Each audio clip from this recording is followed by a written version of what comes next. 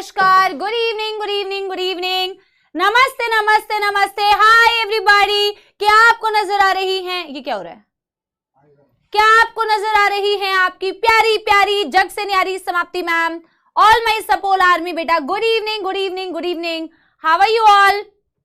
जैसे कि मैंने आप लोगों से कहा था बेटा, आज हम breathing and exchange of gases का लेक्चर कंप्लीट करने वाले हैं, one shot. I am good ELISA बेटा, हाउ आर यू। श्रद्धा, निशी, अर्श, यशप्रीत, प्रीतेश, सिमरन, मोहा, महक and Harshita. Yes, the only chapter जो मुझे अभी तक अच्छे से, गौतम, सृष्टि, विवेक, अर्श, एवरीवन बेटा, गुड इवनिंग। क्या हम बेटा शुरू करें फिर? यस एवरीवन, ठीक है। यस सूर्यांश, यस तास्मी एंड सबको बेटा, सबका नाम तो मैं नहीं ले पा रही हूं, ठीक है, but yes good evening. And बेटा आज हम शुरू करेंगे breathing and exchange of gases का वन शॉट। आई होप बेटा आप लोग की पढ़ाई जबरदस्त जबरदस्त बेटा शुरू हो रही नहीं होगी, जबरदस्त चल रही होगी। और बेटा आप लोग थोड़ा सा एनसीईआरटी से पढ़ के आए होंगे। जो चैप्टर हमारा आज होने वाला है फुल एनर्जी के साथ में, बिल्कुल बेटा वन शॉट लेक्चर, तो आप लोगों को कुर्सियों की पेटी बिल्कुल बांध लेनी है। ह्यूमन फिजियोलॉजी का ये चैप्टर आज हम वन शॉट बेटा बिल्कुल वैसे ही जैसे हम अभी तक रिवाइज कर रहे हैं बेटा, बिल्कुल वैसे रिवाइज करेंगे। जैसा कि मैं आप लोगों से हमेशा कहती हूं बेटा कि ये रिवीजन आप लोगों का है, ये रिवीजन टीचर का नहीं है। तो ये रिवीजन बेटा आप लोगों का सबसे बेहतरीन तरीके से तभी हो पाएगा जब आपके भी एफर्ट्स इक्वल होंगे बेटा मेरे जैसे, ठीक है। मैं ह्यूमन फिजियोलॉजी का अगला चैप्टर जो है बॉडी फ्लूइड्स एंड सर्कुलेशन, वो मंडे वाले दिन बेटा स्टार्ट करूंगी। तो आप लोग प्लीज उसको इस हफ्ते एनसीईआरटी से रिवाइज करके आना, ठीक है। यस मैम, नोट्स रिवाइज करके आए हैं, वेरी गुड सिमरन, ठीक है। चलिए यस एवरीबॉडी, चलिए जी यस एवरीबॉडी। तो बेटा जी शुरू करते हैं breathing and exchange of gases human physiology का एक बहुत बेहतरीन, बहुत इजी छोटा चैप्टर और बहुत इजी चैप्टर है बेटा। देखो अब आप कहोगे इजी, और मैम आपको तो हर चीज इजी लगती है, बट बेटा इजी और डिफिकल्ट तो फिर वही बात होती है ना बेटा, जो आता है वो इजी है, जो नहीं आता है वो डिफिकल्ट है ना। यस अक्कू कह रही है मैम क्या फ्रॉग का कुछ क्वेश्चंस मिल जाएगा? बिल्कुल मिल जाएगा बेटा। अगर आपको फ्रॉग्स के कुछ क्वेश्चन सॉल्व करने हैं तो मैं आप लोगों को क्या करती हूँ, फ्रॉग के क्वेश्चंस, कुछ प्रैक्टिस क्वेश्चंस मैं आप लोगों के लिए प्रोवाइड करवा दूंगी, डोंट वरी, ठीक है। चलिए yes everybody, breathing and exchange of gases में आपको दो वर्ड सबसे पहले मैंने डिफाइन करके लिखे हुए, एक होता है ब्रीदिंग, एक होती है रेस्पिरेशन। हालांकि बेटा एनसीईआरटी कहती है कि ब्रीदिंग और रेस्पिरेशन एक दूसरे के लिए आप यूज कर सकते हैं, लेकिन अगर आप सबसे एक्यूरेट डेफिनेशन बेटा पढ़ना चाहते हैं तो ब्रीदिंग का मतलब होता है simple inhalation and exhalation of air. अगर आप सांस इनटेक कर रहे हैं जिसे आप इनहेलेशन बोलते हैं या इंस्पायरेशन बोलते हैं, और सांस बाहर कर रहे हैं जिसे आप एक्सपायरेशन या एक्सहेलेशन बोल रहे हैं, तो इनहेलेशन एक्सहेलेशन दोनों मिला के बेटा क्या बनता है? दोनों मिला के बनता है ब्रीदिंग। और रेस्पिरेशन जब आप बोलते हैं बेटा, रेस्पिरेशन का मतलब होता है जब एक्चुअल में आपने उस एयर को यूज किया, ऑक्सीजन को यूटिलाइज, क्योंकि आप एरोबिकली आप मोस्टली आप क्या करते हैं बेटा, ये क्या हो रहा है, ये बेटा क्या लैग किया, क्या बीच में कुछ लैग किया ना, थोड़ा सा लैग किया है ना, बट अभी ठीक हो गया। तो आप जब बेटा एक्चुअल में जब इनहेल कर रहे हैं, ऑक्सीजन को यूटिलाइज करते हैं to break down certain compounds like glucose, amino acids, इनका ब्रेक डाउन करके आप एनर्जी प्रोड्यूस कर रहे हैं, so that is called as बेटा रेस्पिरेशन। नहीं अच्छा, मेरे को यहां पे बेटा दिखा थोड़ा सा ऐसे चक्कर मारते हुए, ठीक है, बट एनीवे तो आपने उसको रेस्पिरेशन बोला। ब्रीदिंग एक्चुअल में रेस्पिरेशन का ही एक हिस्सा होता है, बट एनसीईआरटी कहती है breathing is commonly known as respiration. देखो पूरा चैप्टर का एक कंक्लूजन है इस डायग्राम के अंदर, जहां आप कैसे कैसे आप क्यों ब्रीदिंग कर रहे हो, आप कैसे इसको यूटिलाइज कर रहे हो, आप इस चीज को बेटा इसी डायग्राम से समझ सकते हो। और पूरे चैप्टर में यही पूरा एक्सप्लेन किया हुआ है, जैसे मैंने इस डायग्राम में बनाया कि आप सबसे पहला रेस्पिरेशन का सबसे पहला स्टेप होता है बेटा कि आप सांस इनहेल या एक्सहेल करो, यानी कि आप ब्रीदिंग करो, जिसे आप वेंटिलेशन बोलते हैं। तो नंबर 1 स्टेप मैंने लिखा हुआ है कि आप इनहेल और एक्सहेल कर रहे हैं, यानी पहला जो स्टेप कर रहे हैं आप रेस्पिरेशन के लिए, वो है ब्रीदिंग। आपने ब्रीदिंग की, आपने एयर इनहेल किया और ऑफ कोर्स लास्ट में तो आप एक्सहेल कर देते हो, फिर उस एयर को आप बेटा अपने लंग्स के पास लेके गए और लंग्स के पास लेके जाने के बाद आपको उस एयर को एक्सचेंज करना होता है। वैसे बॉडी के अंदर बेटा दो जगह पे एयर एक्सचेंज हो रही होती है, एक टिश्यूज के पास एक्सचेंज हो रही होती है, एक आपके लंग्स में एक्सचेंज हो रही होती है। तो मैंने लंग्स के वो हिस्से को बनाया हुआ है यहाँ जिसे आप एल्वियोलाई बोलते हो, और एल्वियोलाई के पास में जो कैपिलरी बनाई हुई है, जो लंग्स के पास कैपिलरी होती है जिससे एक्सचेंज होता है, दैट इज पल्मोनरी कैपिलरी। तो आपने इनहेल किया, फिर आपने बेटा एयर का एक्सचेंज किया एल्वियोलाई और पल्मोनरी कैपिलरी के बीच में बच्चों, जिसे बोलते हैं exchange of gases between lungs and pulmonary capillary. इसे आप एक्सटर्नल रेस्पिरेशन भी बोल सकते हैं। जब आपने बेटा एयर को एक्सचेंज कर लिया, फिर आपको अभी मैं पढ़ाऊंगी कि कैसे बेटा ट्रांसपोर्ट ऑफ गैसेस होता है, कैसे आपका ऑक्सीजन ट्रांसपोर्ट होता है, कैसे आपका CO2 ट्रांसपोर्ट होता है। जब आपने बेटा यहाँ एयर को एक्सचेंज किया, फिर ये एयर पल्मोनरी कैपिलरी में एक्सचेंज होने के बाद ब्लड के थ्रू कैसे कैसे मूव करती है वो तो मैं आपको बेटा अभी ट्रांसपोर्ट में समझाऊंगी, बट इवेंचुअली आप इसको ट्रांसपोर्ट कर रहे होते हो। बेसिकली नंबर 1 एक्सचेंज करने के बाद between your alveoli and your pulmonary capillary, जिसे आप एक्सटर्नल रेस्पिरेशन बोलते हो, नंबर 1 बेटा आप एक्सचेंज करने के बाद उसे ट्रांसपोर्ट करते हो, that is transport of gases. तो रेस्पिरेशन का पहला स्टेप हुआ बेटा ब्रीदिंग, नंबर 2 स्टेप हुआ बेटा exchange of gases that is between lungs, that is alveoli and pulmonary capillary, number 3 step हुआ ma'am transport of gases, number 4 step होता है बेटा जब आप इस एयर को लेके जाते हैं टिश्यूज के पास, और टिश्यू के आसपास जो कैपिलरी होती है उसे बोलते हैं सिस्टमिक कैपिलरी। सिस्टमिक कैपिलरी और टिश्यू के बीच में फिर आप एक्सचेंज करते हो, टिश्यू और सिस्टमिक कैपिलरी के बीच में फिर आप एक्सचेंज करते हो, दिस इज कॉल्ड एज बेटा इंटरनल रेस्पिरेशन। इसे आप क्या बोलते हो? Internal respiration. जब एक बार ही टिश्यूज के पास बेटा ऑक्सीजन पहुंचा देते हो, फिर वो उस ऑक्सीजन को यूटिलाइज करता है to break down certain compounds like glucose, amino acid, utilisation करने के लिए, एनर्जी प्रोडक्शन के लिए। उस लास्ट स्टेप को बोला जाता है सेल्यूलर रेस्पिरेशन। ये 5 स्टेप होते हैं बेटा आपके, संगीता बिल्कुल सही, रेस्पिरेशन के। Breathing, external respiration, transport of gas, internal respiration और सेल्यूलर रेस्पिरेशन।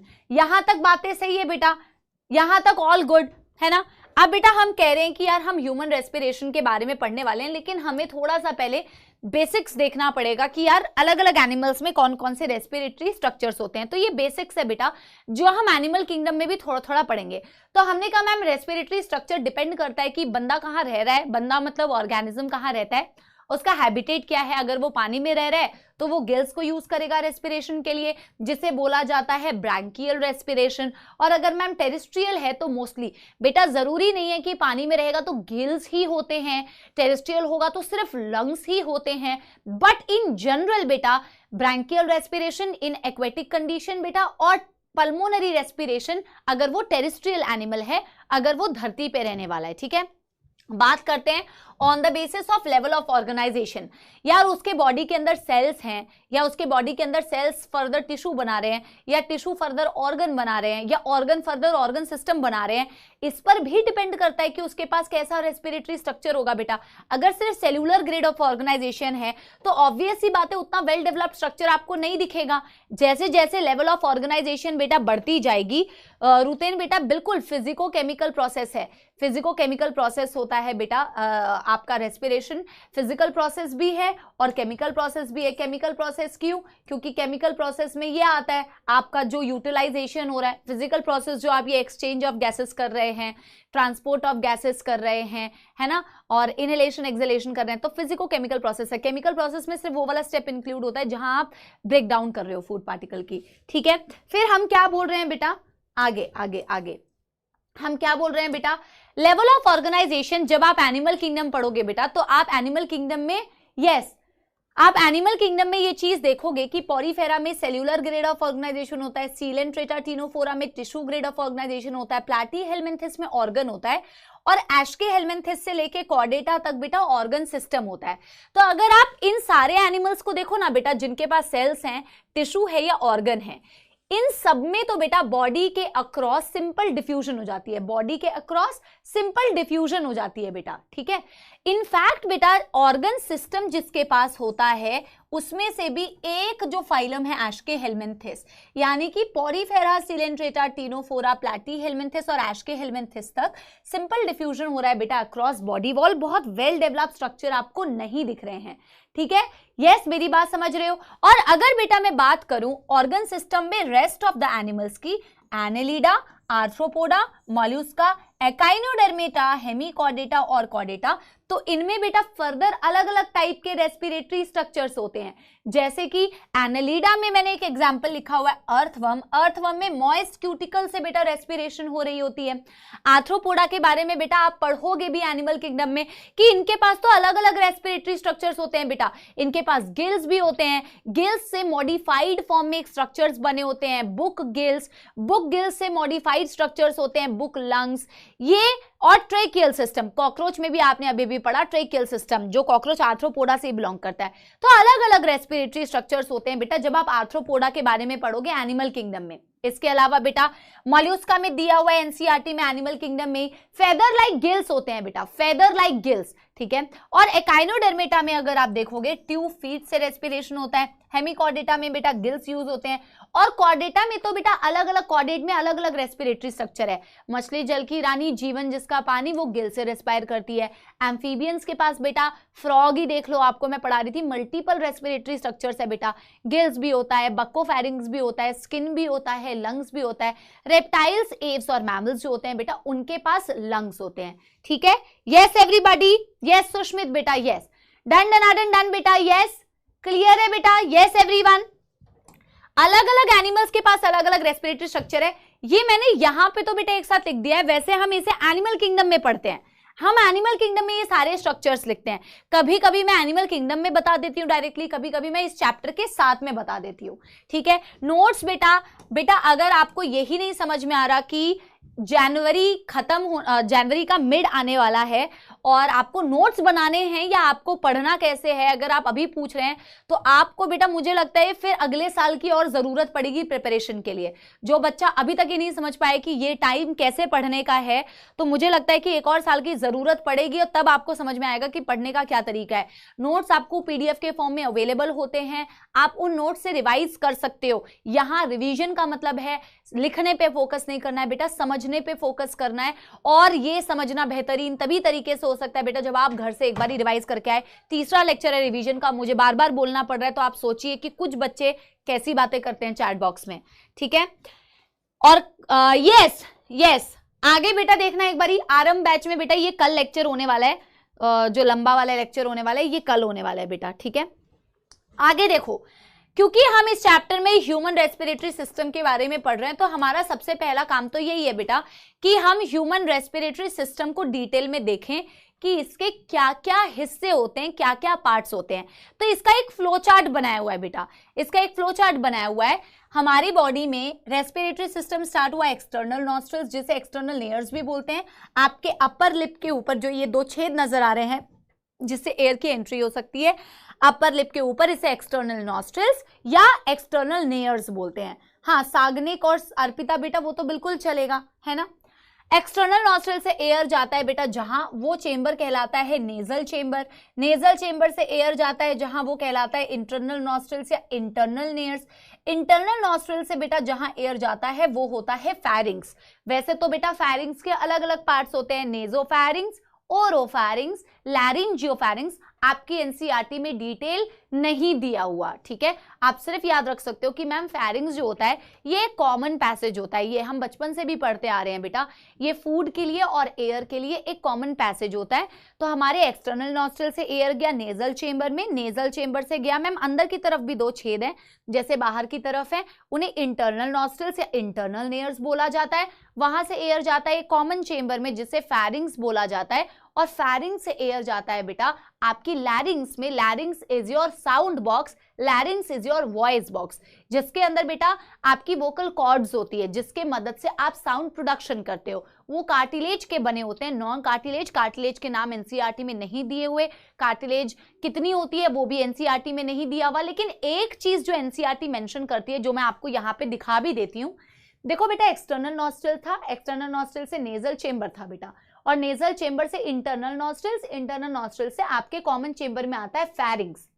मैंने बोला फेरिंग्स कॉमन पैसेज है आपके फूड का और आपके रेस्पिरेटरी ट्रैक्ट का। अगर आप देखोगे ना बेटा, ये फेरिंग्स वाला हिस्सा है, ये फेरिंग्स वाला हिस्सा है, और फेरिंग्स में आपके ईसोफेगस की भी ओपनिंग दिखती है आपको, और फेरिंग्स के अंदर आपको ट्रेकिया की भी ओपनिंग दिखती है, इसीलिए आप इसे एक कॉमन पैसेज बोलते हैं।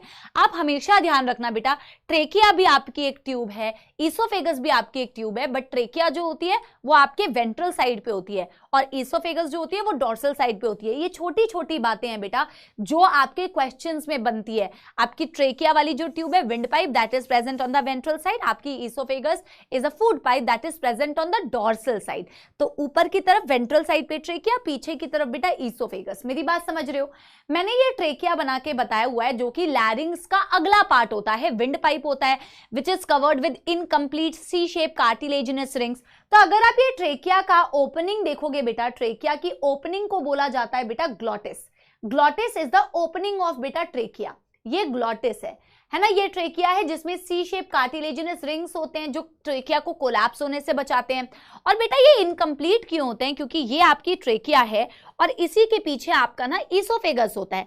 ट्रेकिया आपकी वेंट्रल साइड पे है, ईसोफेगस बेटा आपकी डॉर्सल साइड पे, क्योंकि डॉर्सल साइड पे ट्रेकिया के आपका क्या प्रेजेंट है? ईसोफेगस। इसीलिए इसके ऊपर जो रिंग्स होती है ना बेटा, वो सी शेप की होती है और वो डॉर्सल साइड से इनकम्प्लीट होती है, क्योंकि पीछे की तरफ क्या है? ईसोफेगस। तो वेंट्रल साइड से रिंग्स कंप्लीट हैं, बट डॉर्सल साइड से बेटा रिंग्स इनकम्प्लीट होती है। याद रखना है, क्वेश्चन बनता है कहां से रिंग्स इनकम्प्लीट होती है। अब अगर बेटा आप देखोगे ग्लॉटिस, ओपनिंग ऑफ ट्रेकिया, और इसी ट्रेकिया के ऊपर जो फर्स्ट पार्ट आपको ब्लू कलर का दिख रहा है, ट्रेकिया का जो फर्स्ट पार्ट आपको ऊपर दिख रहा है, दैट इज द लैरिंग्स, जो 9 कार्टिलेज से मिलकर बना होता है। इसी लैरिंग्स का एक कार्टिलेज होता है बेटा जिसे आप क्या बोलते हो? जिसे आप बोलते हो एपिग्लॉटिस। इसे एपिग्लॉटिस क्यों बोला? क्योंकि मैम ट्रेकिया की जो ओपनिंग होती है ना, जो ग्लॉटिस होता है, उसको कवर करने के लिए आप इसी वॉइस बॉक्स का, इसी लैरिंग्स का जो एपिग्लॉटिस नाम का कार्टिलेज होता है ना, उसे यूज करते हो। यार लैरिंग्स एक डब्बे जैसा स्ट्रक्चर है जो 9 कार्टिलेज से मिलके बना है।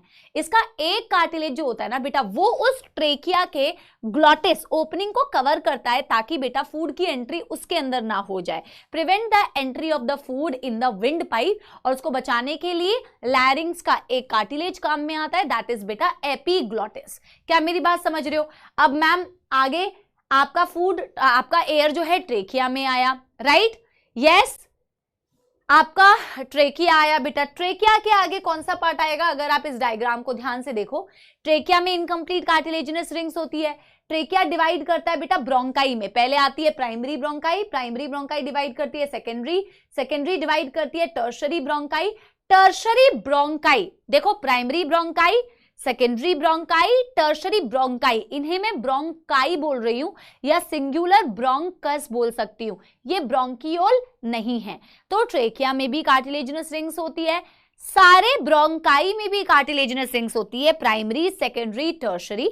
बट आगे ब्रोंकाई किस में बेटा डिवाइड करती है? ब्रोंकियोल्स। अब इनिशियल मतलब कि पहले जो ब्रोंकियोल्स आई उन्हें इनिशियल ब्रोंकियोल्स बोला, बाद में जो ब्रोंकियोल्स आई बेटा उन्हें टर्मिनल ब्रोंकियोल्स बोला।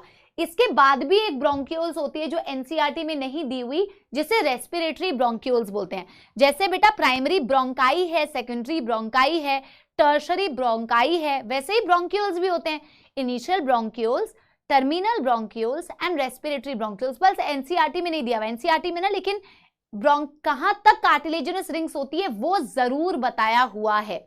आपकी incomplete C shape cartilaginous rings जो होती हैं वो खत्म हो जाती है बेटा इनिशियल ब्रोंकियोल तक। ये बहुत इंपॉर्टेंट पॉइंट है, अगेन जहां मैं बोल रही हूं बहुत इंपॉर्टेंट पॉइंट है, तो आप समझ जाओ, ऐसे जगहों से क्वेश्चन फ्रेम होता है, ठीक है। तो आपके इनिशियल ब्रोंकियोल्स तक सी शेप कार्टिलेजिनस रिंग्स है, आपके टर्मिनल ब्रोंकियोल्स में नहीं है, रेस्पिरेटरी ब्रोंकियोल में नहीं है, और रेस्पिरेटरी ब्रोंकियोल से बेटा आगे जाके क्या बनता है? आप देखो, ये रेस्पिरेटरी ब्रोंकियोल्स है, रेस्पिरेटरी ब्रोंकियोल बेटा आगे जाके एल्वियोलर डक्ट बनाएंगी। इन्हें एल्वियोलर डक्ट क्यों बोला? क्योंकि इवेंचुअली बेटा इसी से तो एल्वियोलाई कनेक्टेड है, इवेंचुअली बेटा इसी से तो एल्वियोलाई कनेक्टेड होती है। तो एल्वियोलर डक्ट से मैम एल्वियोलाई।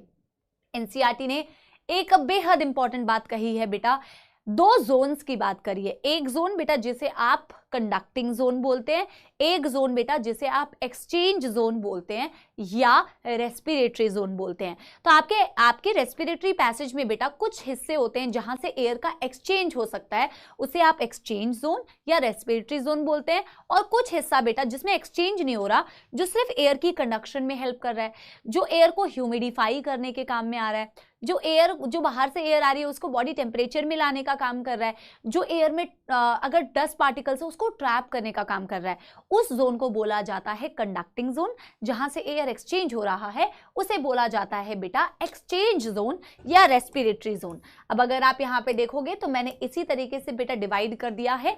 मैंने लिखा है कि आपके पास एक कंडक्टिंग जोन होता है और आपके पास बेटा एक रेस्पिरेटरी जोन या एक्सचेंज जोन होता है। आपका जो कंडक्टिंग जोन है ना बेटा, वो बनता है एक्सटर्नल नॉस्ट्रल से लेके टर्मिनल ब्रोंकियोल, स्टार मार्क कर लेना बेटा, वो टर्मिनल ब्रोंकियोल तो आपका बेटा कंडक्टिंग जोन बनता है।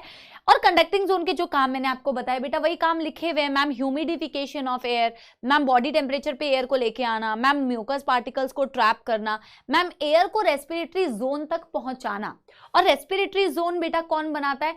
आपकी एल्वियोलर डक्ट्स और आपकी रेस्पिरेटरी ब्रोंक्यूल्स। रेस्पिरेटरी ब्रोंक्यूल्स क्योंकि एनसीईआरटी में नहीं दिया हुआ, तो एनसीईआरटी में सिर्फ दिया हुआ है alveoli and alveolar ducts, they form the exchange zone. आप उतना भी याद रख सकते हो, नहीं तो आप याद रख सकते हो रेस्पिरेटरी जोन, रेस्पिरेटरी ब्रोंक्यूल्स भी होती हैं बेटा, उसका नाम ही है रेस्पिरेटरी, क्योंकि वो रेस्पिरेटरी जोन बनाती है, वो एक्सचेंज जोन बनाती है, वहां से एयर का एक्सचेंज होता है। मेरी बात समझ रहे हो? Yes everybody. क्या आपको बेटा ह्यूमन रेस्पिरेटरी सिस्टम के पार्ट समझ में आए? क्या आपको ह्यूमन रेस्पिरेटरी सिस्टम के यहां तक बेटा पार्ट समझ में आए? बाकी मैं तुम्हें बताती हूँ कुछ और बातें। जैसे अपने पास बेटा दो लंग्स होते हैं मैम, लंग्स हमारे पास ये हो गया राइट लंग, ये हो गया लेफ्ट लंग। मैम लंग्स के अराउंड ना डबल मेम्ब्रेनस कवरिंग होती है, जैसे हमारे यूजुअली ऑर्गन्स के अराउंड होती है, जैसे हार्ट में भी होती है बेटा। तो लंग्स की कवरिंग को बेटा बोला जाता है प्लूरल मेम्ब्रेन। ठीक है, वेरी गुड बेटा, गुड गुड गुड। ठीक है, इसको बोला जाता है बेटा प्लूरल मेम्ब्रेन। हमेशा याद रखो बेटा, चाहे आप किसी भी जगह पे पेराइटल वर्ड यूज करते हैं या विसरल वर्ड यूज करते हैं, उसका मतलब सेम होता है। पेराइटल मतलब होता है हमेशा बेटा बाहर की तरफ, और विसरल का मतलब होता है बेटा हमेशा अंदर की तरफ। तो जब मैं प्लूरल मेम्ब्रेन बोल रही हूं, वो लंग्स की कवरिंग को मैं प्लूरल मेम्ब्रेन बोल रही हूं। ठीक है, तो पेराइटल प्लूरा एक होता है और एक होता है बेटा विसरल प्लूरा। विसरल वर्ड ही हम यूज करते हैं विसरल ऑर्गन्स के लिए, है ना। तो पेराइटल प्लूरा मैम हमेशा बाहर की तरफ, विसरल मतलब विसरा मतलब टूवर्ड्स द लंग्स, है ना। तो विसरल मतलब टूवर्ड्स द लंग्स और पेराइटल मतलब आउटर साइड वाली, ये डबल मेम्ब्रेनस प्लूरल मेम्ब्रेन होती है। मैंने यहाँ पे लिखा हुआ है टुवर्ड्स द थोरैसिक चेंबर, तो ऑब्वियस सी बात है ना बेटा, लंग्स तुम्हारी थोरैसिक कैविटी के अंदर ही तो प्रेजेंट है, थोरैसिक चेंबर के अंदर ही तो प्रेजेंट है, जो मैं आगे तुम्हें बताऊंगी कैसे बनता है तुम्हारा थोरैसिक चेंबर, है ना। उसी चेंबर के अंदर तो बेटा तुम्हारी लंग्स प्रोटेक्टेड होती है ना। तो parietal pleura towards the outside and visceral pleura towards the lungs, इन दोनों के बीच में होता है प्लूरल फ्लूइड जो फ्रिक्शन को रोकता है। मैम देखो लंग्स की ना बेटा आपको बहुत ज्यादा प्रॉपर्टीज याद नहीं रखनी है, हो सकता है मैंने अर्जुना में आपको लिखवाया भी हो फिशर्स के बारे में, ओब्लिक फिशर, हॉरिजॉन्टल फिशर, मैंने वेट के बारे में लिखा है। बट अगर आप एनसीईआरटी बेस्ड चलो तो सिर्फ एक इंफॉर्मेशन आपको याद रखनी है कि मैम जो राइट लंग होता है एक तो वो स्लाइटली ऊपर की तरफ होता है। क्यों बेटा राइट लंग थोड़ा स्लाइटली ऊपर की तरफ होता है? क्योंकि नीचे आप देखोगे लिवर प्रेजेंट है राइट साइड पे, इसलिए राइट लंग थोड़ा ऊपर की तरफ होता है as compare to left lung. और बेटा हमारी जो हार्ट होती है वो हार्ट हमारी स्लाइटली टिल्टेड होती है टुवर्ड्स द लेफ्ट, और क्योंकि हार्ट हमारी स्लाइटली टिल्टेड होती है लेफ्ट की तरफ, तो हमारे ह्यूमन हार्ट का जो एपेक्स वाला पार्ट है उसकी पोजिशनिंग करने के लिए आपके ये देखो ये हार्ट की जो पोजीशन होती है बेटा, क्योंकि वो टिल्टेड होती है लेफ्ट की तरफ, तो आपकी लेफ्ट लंग में बेटा उसी के लिए होता है यहाँ पर एक नॉच जिसे बोला जाता है कार्डियक नॉच। बस आप यही पॉइंट्स बेटा याद रखेंगे, उससे ज्यादा आपको लंग्स के बारे में ज्यादा कुछ याद नहीं रखना है। ठीक है, बात करते हैं बेटा किसकी, एल्वियोलाई की। अगर डिटेल में तो आप देखोगे एल्वियोलाई बोथ लंग्स बेटा हैव 300 मिलियन एल्वियोलाई, जो कि अतिरिक्त ज्ञान है, आपके काम का नहीं है, बिल्कुल भी आपके काम का नहीं है। इस इंफॉर्मेशन को आप बेटा मत याद रखिए क्योंकि आपके काम का नहीं है। एक्सचेंज ऑफ गैसेस के लिए ये बहुत इंपॉर्टेंट है बेटा, ये बहुत बहुत इंपॉर्टेंट है बेटा। एक्सचेंज ऑफ गैसेस किस किस मेम्ब्रेन के थ्रू होती है? तो एक्सचेंज ऑफ गैसेस कौन कौन से मेम्ब्रेन के थ्रू होती है बेटा? अगर आप देखोगे ये एल्वियोलाई है मैम। एल्वियोलाई में सिंपल स्क्वामस एपिथेलियम होती है, अभी मैंने आपको बेटा एनिमल टिश्यू में पढ़ाया था। एल्वियोलाई के पास में जो ये कैपिलरी दिख रही है ना मैम, ये पल्मोनरी कैपिलरी है। पल्मोनरी कैपिलरी में जो आपको एपिथेलियम दिखती है बेटा, again this is simple squamous epithelium, इसे आप एंडोथेलियम भी बोल सकते हैं बेटा। और आपकी एल्वियोलाई की सिंपल स्क्वामस एपिथेलियम और आपकी पल्मोनरी कैपिलरी की सिंपल स्क्वामस एपिथेलियम, इन दोनों के बीच में एक नॉन सेल्यूलर लेयर होता है जिसे बेसमेंट सब्सटेंस भी बोलते हैं। तो एयर को जब मूव करना होता है एल्वियोलाई से कैपिलरी या कैपिलरी से एल्वियोलाई, तो उसे 3 लेयर के थ्रू गुजरना पड़ता है बेटा। एक एल्वियोलाई की सिंपल स्क्वामस एपिथेलियम, एक बेटा बेसमेंट सब्सटेंस, और एक बेटा आपकी पल्मोनरी कैपिलरी की simple squamous epithelium. So it has to pass through 3 layers, simple squamous epithelium of alveoli, simple squamous epithelium of pulmonary capillary and basement। इसमें बेटा क्या होता है, इसमें 3 लेयर्स हैं, 3 लेयर्स हैं जिसमें से 2 सेल्यूलर हैं, एक नॉन सेल्यूलर है। वेरी गुड बेटा, ये याद रखना है। एब्सोल्युटली सौम्या बेटा, वेरी गुड हर्षिता, यही बेटा आपको याद रखना है। 3 लेयर्स में से 2 सेल्यूलर होते हैं, एक नॉन सेल्यूलर होता है। ठीक है मैम। अब अगर मैम हम लंग्स की पोजीशन देखें तो मैंने आपको बताया लंग्स हमारे थोरैसिक चेंबर में प्रेजेंट है बेटा, थोरैसिक चेंबर में प्रेजेंट है बेटा। हाँ क्रिश बेटा बिल्कुल, थोरैसिक चेंबर जो होते हैं उसके अंदर एयर टाइट चेंबर होता है जिसके अंदर लंग्स प्रेजेंट है। और मैम इसको किसने किसने मिलके बनाया, अगर आप देखोगे this is your thoracic chamber बेटा, जिसमें वेंट्रल साइड पे स्टर्नम है, डोर्सल साइड पे वर्टिब्रल कॉलम है, और लेटरल साइड पे बेटा आपके पास रिब्स है, और नीचे की तरफ आपके पास डायाफ्राम है। तो ये एक एयर टाइट चेंबर बनाता है जिसके अंदर तुम्हारी लंग्स प्रेजेंट होती है। आपकी वेंट्रल साइड पे आपकी ब्रेस्ट बोन, आपकी स्टर्नम, लेटरल साइड पे बेटा आपकी रिब्स, आपके डोर्सल साइड पे आपकी वर्टिब्रल कॉलम, और नीचे की तरफ से बेटा आपके पास होता है डायाफ्राम, जिसने मिलकर इस एयर टाइट चेंबर को बनाया और जिसे आप थोरैसिक चेंबर बोलते हैं। एंड ऑब्वियस सी बात है बेटा, क्योंकि आपका लंग्स इसी थोरैसिक चेंबर के अंदर होता है, तो अगर आप इसके अंदर कोई भी चेंजेस करते हैं ना बेटा, आप इसके अंदर किसी भी तरीके के वॉल्यूम में चेंजेस करते हैं, तो वो चेंजेस डायरेक्टली रिफ्लेक्ट होते हैं आपके लंग के वॉल्यूम के चेंज में। क्योंकि लंग्स का वॉल्यूम बेटा चेंज हो सकता है अगर आपने थोरैसिक चेंबर के वॉल्यूम में ऊपर नीचे किया, क्योंकि थोरैसिक चेंबर के अंदर तुम्हारे लंग्स प्रेजेंट होते हैं। तो एनसीईआरटी एक बहुत इंपॉर्टेंट लाइन कहती है, any change in the volume of thoracic chamber is reflected in the pulmonary volume change। मेरी बात समझ रहे हो? Yes everybody, yes everybody। तो ये लाइन याद रखनी है। अब मैंने ये चीज क्यों बताई आपको, क्योंकि मैम अभी तक तो हमने ह्यूमन रेस्पिरेटरी सिस्टम के पार्ट्स पढ़े, बट ऑब्वियस सी बात है हम इसकी मदद से क्या कर रहे हैं, ब्रीदिंग कर रहे हैं। तो मैम मैकेनिज्म ऑफ ब्रीदिंग क्या है? अब आपको एनसीईआरटी अगर आप फॉलो करो ना बेटा, तो एनसीईआरटी में सिर्फ 2 ही ब्रीदिंग को एक्सप्लेन किया है, normal inhalation and normal exhalation. इन्होंने फोर्सफुल ब्रीदिंग एक्सप्लेन नहीं किया है। जब मैंने बेटा आप लोगों को 11th में पढ़ाया होगा तो मैंने आपको फोर्सफुल ब्रीदिंग भी समझाई थी, फोर्सफुल एक्सहेलेशन समझाया था, क्योंकि उसके कुछ मसल्स एनसीईआरटी में मेंशन किए हुए, वो मसल्स मैं आपको बता दूंगी।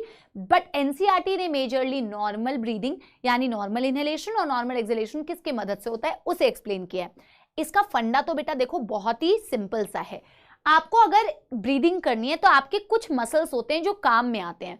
मैम कौन कौन से मसल्स है बेटा? मेजरली तो आपका डायाफ्राम काम में आता है, जो आपने अभी थोरैसिक चेंबर को बनाते वक्त नीचे की तरफ एक मसल्स बनाई ना, वो मसल्स सबसे इंपॉर्टेंट मसल्स होती है जो बेटा काम आती है ब्रीदिंग के वक्त में, दैट इज बेटा डायाफ्राम, दैट इज बेटा डायाफ्राम।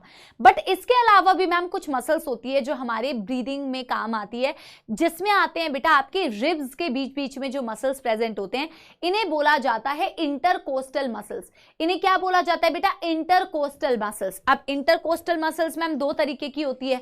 इंटरकोस्टल मसल्स को बेटा शॉर्ट में, वेरी गुड, जो भी आंसर दे रहा है बेटा वेरी गुड, ठीक है। इंटरकोस्टल मसल्स बेटा आईसीएम 2 प्रकार के होते हैं। एक होते हैं बेटा इंटरनल इंटरकोस्टल मसल्स, जो अंदर की तरफ प्रेजेंट है, वो इंटरनल इंटरकोस्टल मसल्स। जैसे आप प्याज के छिलकों को इमेजिन करो, छिलका बाई छिलका, प्याज के छिलके को निकालते हो ना, प्याज अनियन की कवरिंग, एक लेयर ऊपर एक लेयर अंदर, तो आप ऐसे याद करो, जो लेयर अंदर की तरफ है वो इंटरनल इंटरकोस्टल मसल्स है, जो बेटा बाहर की तरफ है वो एक्सटर्नल इंटरकोस्टल मसल्स है। तो एक्सटर्नल इंटरकोस्टल मसल्स को शॉर्ट में लिखा है बेटा EICM। इंटरनल इंटरकोस्टल मसल्स को हमने शॉर्ट में लिखा है बेटा इंटरनल इंटरकोस्टल मसल्स IICM। ठीक है, IICM। Yes everybody, yes.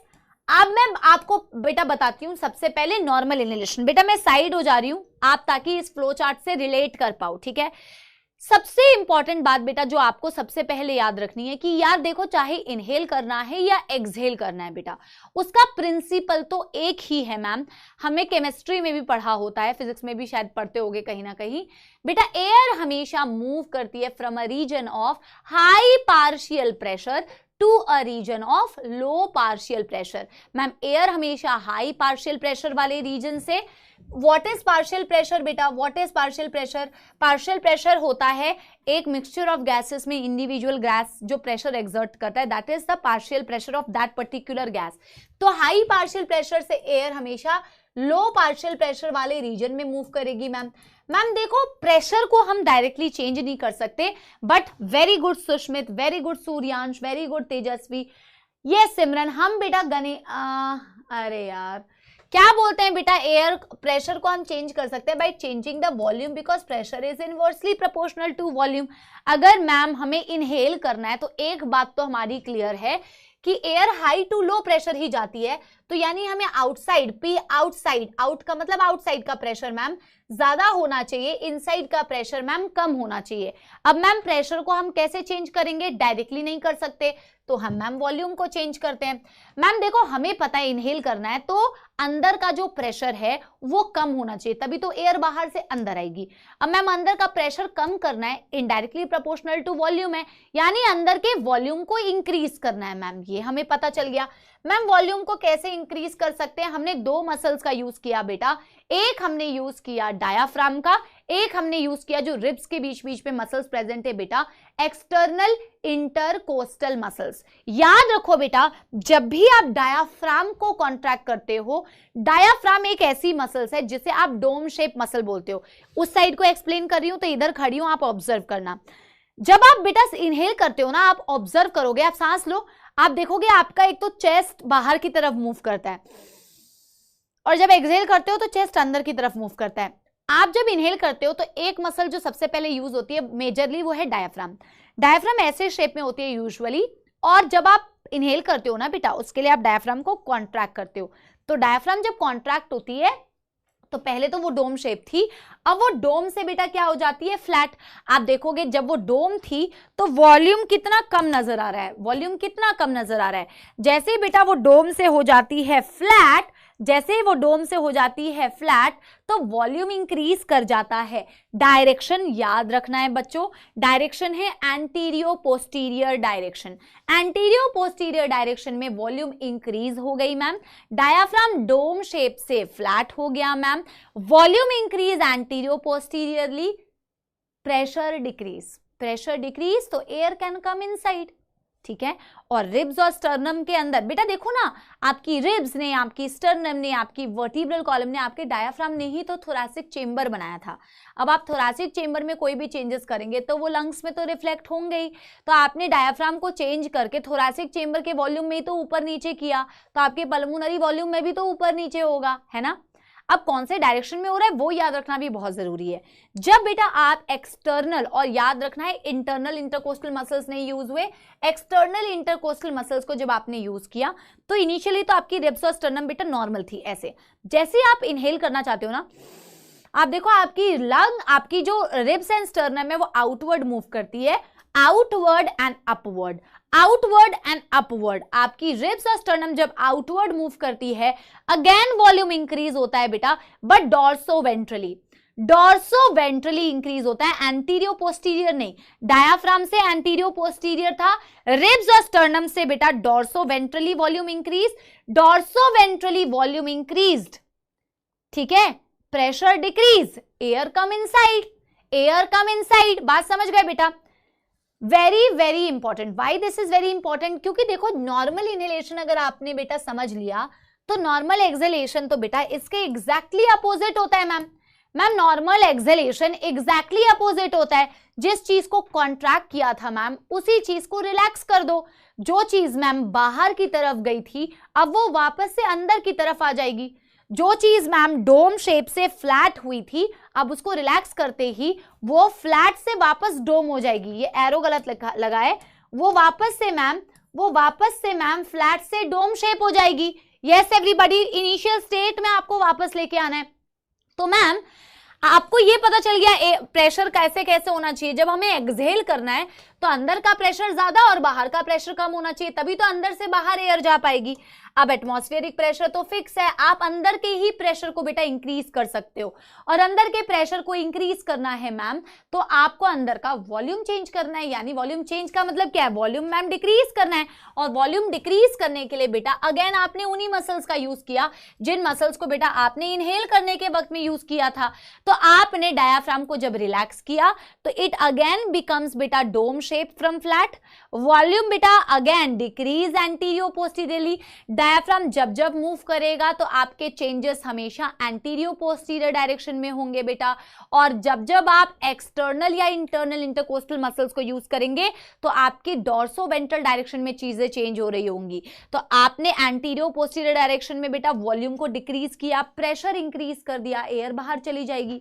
बेटा रिब्स और स्टर्नम को जब आपने एक्सटर्नल इंटरकोस्टल मसल्स को कॉन्ट्रैक्ट किया था तो ये बाहर गई थी, अब आपने इसे रिलैक्स किया, ये अंदर आ गई, थोड़ा नीचे आ गई। तो अंदर आते ही वॉल्यूम बेटा क्या होगी, volume decrease, dorsoventrally volume decrease, pressure increase, air goes outside. Simple. बेटा देखो इसके अलावा ना कुछ मसल्स के बारे में एनसीईआरटी ने मेंशन किया हुआ है, that is like abdominal muscles, that is बेटा इंटरनल इंटरकोस्टल मसल्स। तो मैंने ये बात भी लिखी हुई है कि वी कैन ऑल्सो यूज बेटा additional muscles like internal intercostal muscles, abdominal muscles, जिससे आप फोर्सफुल ब्रीदिंग कर सकते हैं। एनसीईआरटी में गिवन नहीं है इसीलिए मैं आपको नहीं बता रही हूँ, एनसीईआरटी बेस्ड पढ़ना है ओनली, ठीक है। ऑल्सो मैं आपको एक और बात बताती हूं जहां आप गलती करते हैं। आप नॉर्मल इनहेलेशन में याद रखते हैं कि एक्सटर्नल इंटरकोस्टल मसल्स का यूज किया, और आप पता है नॉर्मल एक्सहेलेशन में याद कर लेते हैं इंटरनल इंटरकोस्टल मसल्स का यूज किया। कतई नहीं बेटा, आप दोनों में सेम मसल्स यूज करते हैं। इनहेलेशन करते वक्त में उनको कॉन्ट्रैक्ट कर रहे हैं और नॉर्मल एक्सहेलेशन करते वक्त में उन्हीं सेम मसल्स को रिलैक्स कर दे रहे हैं। बात समझ आ गई? Yes everybody. हमारी जो ब्रीदिंग रेट होती है, कई बार जब मैं क्लास में पूछती हूँ तो बच्चा कहता है 72 टाइम्स पर मिनट, वो हमारा हार्ट रेट है बेटा। हमारी जो ब्रीदिंग रेट होती है वो 12 से 16 टाइम्स होती है पर मिनट। इसे जानना इसीलिए भी जरूरी है क्योंकि इससे इसका अगला वाला टॉपिक हमें थोड़ा क्लैरिटी मिलेगी, दैट इज बेटा रेस्पिरेटरी वॉल्यूम्स एंड कैपेसिटीज। पहले मुझे एक बात बताओ बेटा, कोई दुख दर्द समस्या? Yes everyone.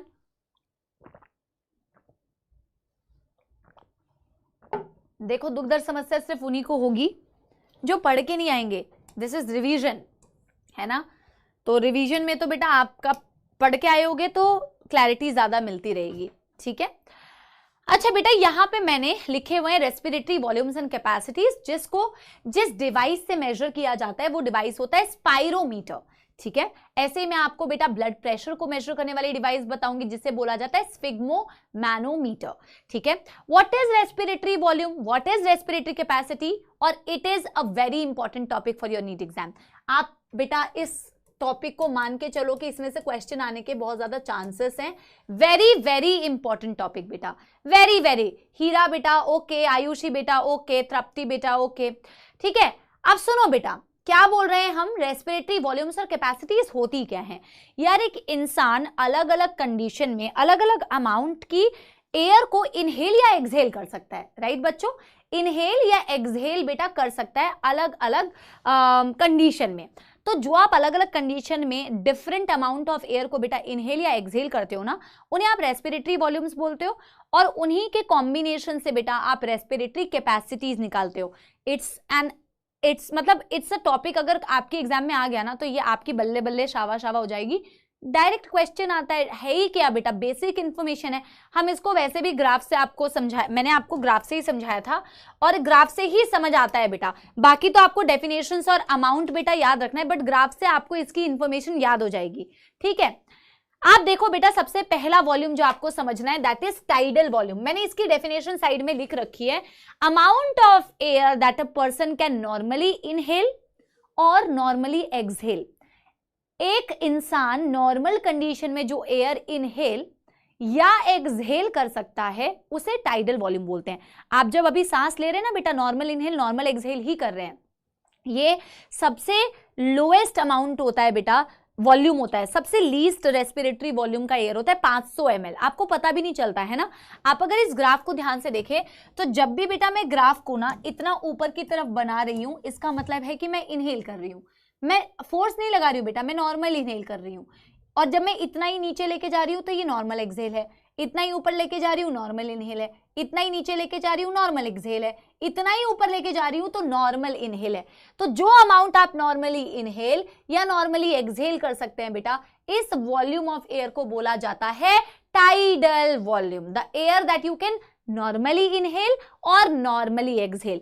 बट बेटा अगर मैं आपसे पूछूं कि बच्चे मेरे को ये बता कि क्या तू सिर्फ नॉर्मली इनहेल और एक्सहेल ही कर सकता है, क्या तू फोर्स दम लगा के बेटा एयर को, इसके अलावा हम करते नहीं है वो अलग बात है, अगर कोई योगा वगैरह करता होगा तो उनमें ब्रीदिंग एक्सरसाइजेस में आपने कभी किया होगा, इनहेल फोर्सफुल डीप इनहेलेशन करते हैं। तो नॉर्मल इनहेल करने के बाद भी अगर तुम खुद करके देखो कितनी सारी एयर मैंने बेटा फोर्स लगा के एयर को अंदर किया ना। तो अपार्ट फ्रॉम नॉर्मल इनहेलेशन अगर मैं कुछ amount of air forceful breathing से भी इनहेल कर सकूं, अपार्ट फ्रॉम नॉर्मल इनहेलेशन जिसे टाइडल वॉल्यूम बोल रहे हो, आपने यहां से लेके यहां तक बेटा फोर्स लगा के इनहेल किया, उसे बोलते हैं इंस्पायरेटरी रिजर्व्ड वॉल्यूम। इसका अमाउंट होता है 2500 से 3000 ml। सबके वॉल्यूम्स को याद रखना है बेटा, डेटा बेस्ड क्वेश्चन आता है इस टॉपिक में से, ठीक है।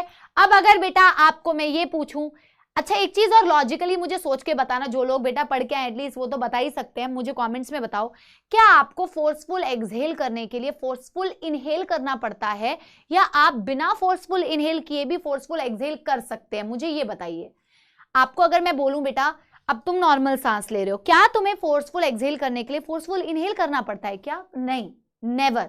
आप नॉर्मल कंडीशन में भी फोर्सफुल एक्सहेल कर सकते हो। देखो अभी तो मैंने नॉर्मल इनहेल एक्सहेल कर रही थी, अब मैं अगर कहूं कि मैं फोर्सफुल एक्सहेल कर सकती हूं क्या, तो आप कर सकते हो बेटा, ठीक है, आप फोर्सफुल एक्सहेल कर सकते हो। बट बात यह है कि जब आप फोर्सफुल इनहेल करते हो आप उसकी अमाउंट को अगर देखो आप कितने अमाउंट में बेटा एयर को इनहेल कर पा रहे हो, आप कितने अमाउंट में बेटा एयर को इनहेल कर रहे हो as compared to forceful exhalation. आप फोर्सफुल एक्सहेल करते हो ना तो आपका अमाउंट कितना कम होता है बेटा। फोर्सफुल इनहेलेशन की जो अमाउंट होती है बेटा वो होती है 2500 से 3000, और बेटा फोर्सफुल एक्सहेलेशन की जो अमाउंट होती है वो सिर्फ होती है बेटा 1000 से 1100 ml। 1000 से 1100 ml बहुत ही कम होती है ना।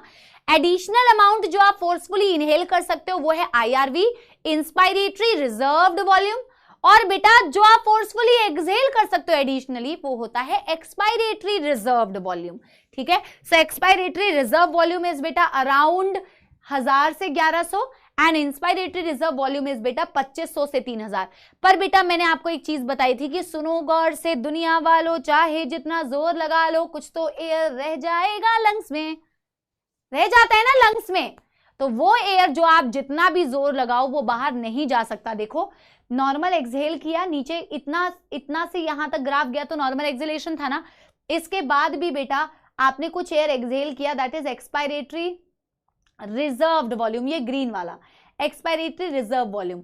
पर मैम इसके बाद भी कुछ एयर हमेशा रह जाती है लंग्स में, जो येलो वाला मैंने बताया हुआ है जो 1100 से 1200 ml होता है। देखो एक्सपायरेटरी रिजर्व वॉल्यूम 1000 से 1100 था, तो इसका जो अगला वॉल्यूम है वो 1100 से स्टार्ट हुआ, 1100 से 1200, दैट इज रेजिडुअल वॉल्यूम। उसकी प्रेजेंस की वजह से ही लंग्स जो होती है बेटा वो कोलैप्स नहीं कर सकती, ठीक है। अब मैंने बेटा यहाँ पे एक डेटा लिखा हुआ है, टाइडल वॉल्यूम 500 ml होती है, बट एनसीईआरटी में ना एक जगह पे डेटा दिया हुआ है 6000 से 8000 ml। तो बच्चा कंफ्यूज होता है कि मैम अभी तो आप कह रहे हो 500 ml, अभी आप कह रहे हो कि मैम 6000 से 8000 ml। यार बेटा देखो ये जितनी भी मैंने रेस्पिरेटरी वॉल्यूम्स लिखी हुई है ना बेटा, ये एक सांस के लिए लिखी हुई है, या गर्म पानी एक सांस के लिए मैंने लिखी हुई है ना। तो एक सांस में आपने नॉर्मल इनहेल एक्सहेल किया वो टाइडल वॉल्यूम है, एक सांस में आपने फोर्सफुली जो इनहेल किया बेटा वो है आपकी बेटा इंस्पायरेटरी रिजर्व वॉल्यूम, एक सांस में आपने फोर्सफुली जो एक्सहेल किया वो है एक्सपायरेटरी रिजर्व वॉल्यूम, ठीक है। अब अगर आप बेटा उसी टाइडल वॉल्यूम को ब्रीदिंग रेट से मल्टीप्लाई कर देते हैं तो वो क्या कहलाता है बेटा, वो कहलाता है मिनट रेस्पिरेटरी वॉल्यूम। जो वो क्या कहलाता है बेटा, minute respiratory volume, tidal volume into breathing rate. 6000 से 8000 टाइडल वॉल्यूम को 12 से 16 टाइम्स मल्टीप्लाई कर दिया। बात समझ गई? Yes everybody. अब बेटा देखो रेस्पिरेटरी वॉल्यूम के ही कॉम्बिनेशन से बनता है रेस्पिरेटरी कैपेसिटी। मैं साइड हो जाती हूं ताकि आपको डेफिनेशंस बेटा नजर आती रहे। देखो इंस्पायरेटरी रिजर्व वॉल्यूम तुमने किसे बोला था? इंस्पायरेटरी रिजर्व वॉल्यूम तुमने बोला था कि यार जब तुमने नॉर्मल इनहेल किया उसके बाद भी तुम कुछ एयर को बेटा फोर्सफुली इनहेल कर सकते हो, उसे इंस्पायरेटरी रिजर्व वॉल्यूम बोलते हो। पर इंस्पायरेटरी कैपेसिटी बोला जाता है कि इंसान the total amount of air that a person can inhale after normal exhalation. आपने नॉर्मल एक्सहेलेशन किया जैसे हम नॉर्मली अभी कर रहे हैं, नॉर्मल एक्सहेल करने के बाद मैं टोटल कितना इनहेल कर सकती हूँ नॉर्मल एक्सहेलेशन के बाद? तो मैं नॉर्मल एक्सहेलेशन के बाद बेटा टोटल इनहेल कर सकती हूँ एक तो टाइडल वॉल्यूम वाला एयर, और एक मैम जो मैं फोर्स लगा के इनहेल कर पा रही थी that is inspiratory reserve volume, right. ये मेरी टोटल इनहेल करने की कैपेसिटी है आफ्टर नॉर्मल एक्सहेलेशन, वो मेरी इंस्पायरेटरी कैपेसिटी है। टीवी प्लस आईआरवी, इसकी वैल्यूज याद नहीं रखनी है, वैल्यूज तो आप इवेंचुअली बता दोगे, आपको सिर्फ इनका कॉम्बिनेशन याद रखना है। इन द सेम वे मेरी एक्सपायरेटरी कैपेसिटी का क्या मतलब है? मैम देखो एक्सपायरेटरी रिजर्व वॉल्यूम तो वो था जो मैं नॉर्मल एक्सहेल करने के बाद दम लगा के कितना एक्सहेल कर पा रहा था, लेकिन एक्सपायरेटरी कैपेसिटी कहती है कि यार देखो मैं नॉर्मल इनहेल एक्सहेल कर रहा हूं तो नॉर्मल इनहेल करने के बाद मैं कितना एक्सहेल कर सकता हूं। एक मैं नॉर्मल वाला एक्सहेल कर सकता हूं और एक मैं फोर्स लगा के एक्सहेल कर सकता हूं, यानी TV plus ERV is my total exhalation capacity after normal inhalation. ठीक है, फिर आता है बेटा फंक्शनल रेजिडुअल कैपेसिटी जिसे बोलते हैं एफआरसी। बच्चे को अक्सर कंफ्यूजन होती है रेजिडुअल वॉल्यूम में और फंक्शनल रेजिडुअल कैपेसिटी में। बेटा ध्यान से सुनो, रेजिडुअल वॉल्यूम को मैंने कैसे डिफाइन किया था कि सुनो गौर से दुनिया वालों, चाहे जितना जोर लगा लो, जोर लगाने के बाद भी जो एयर बच जाती है, जोर लगाने के बाद यानी कि फोर्सफुल एक्सहेलेशन के बाद बेटा जो एयर तुम्हारे लंग्स में बच रही थी वो थी तुम्हारी एक्सपायरेटरी रिजर्व वॉल्यूम, सॉरी वो थी तुम्हारी रेजिडुअल वॉल्यूम। पर फंक्शनल रेजिडुअल कैपेसिटी कहती है कि जोर लगा के बाहर नहीं निकालना है एयर को। आप कह रहे हो कि नॉर्मल एक्सहेल करने के बाद एयर कितना बचता है तुम्हारे लंग्स के अंदर, बहुत छोटी छोटी बारीकियां हैं। मैंने क्या बोला? The total amount of air present in lungs after normal exhalation, और रेजिडुअल वॉल्यूम कहती है the total amount of air present in lungs after forceful exhalation. Forceful exhalation के बाद जो एयर बच रही थी वो रेजिडुअल वॉल्यूम था, पर दम लगा के एयर को बाहर किया, दम लगा के एयर को बाहर किया, फोर्सफुल एक्सहेलेशन किया तो रेजिडुअल वॉल्यूम।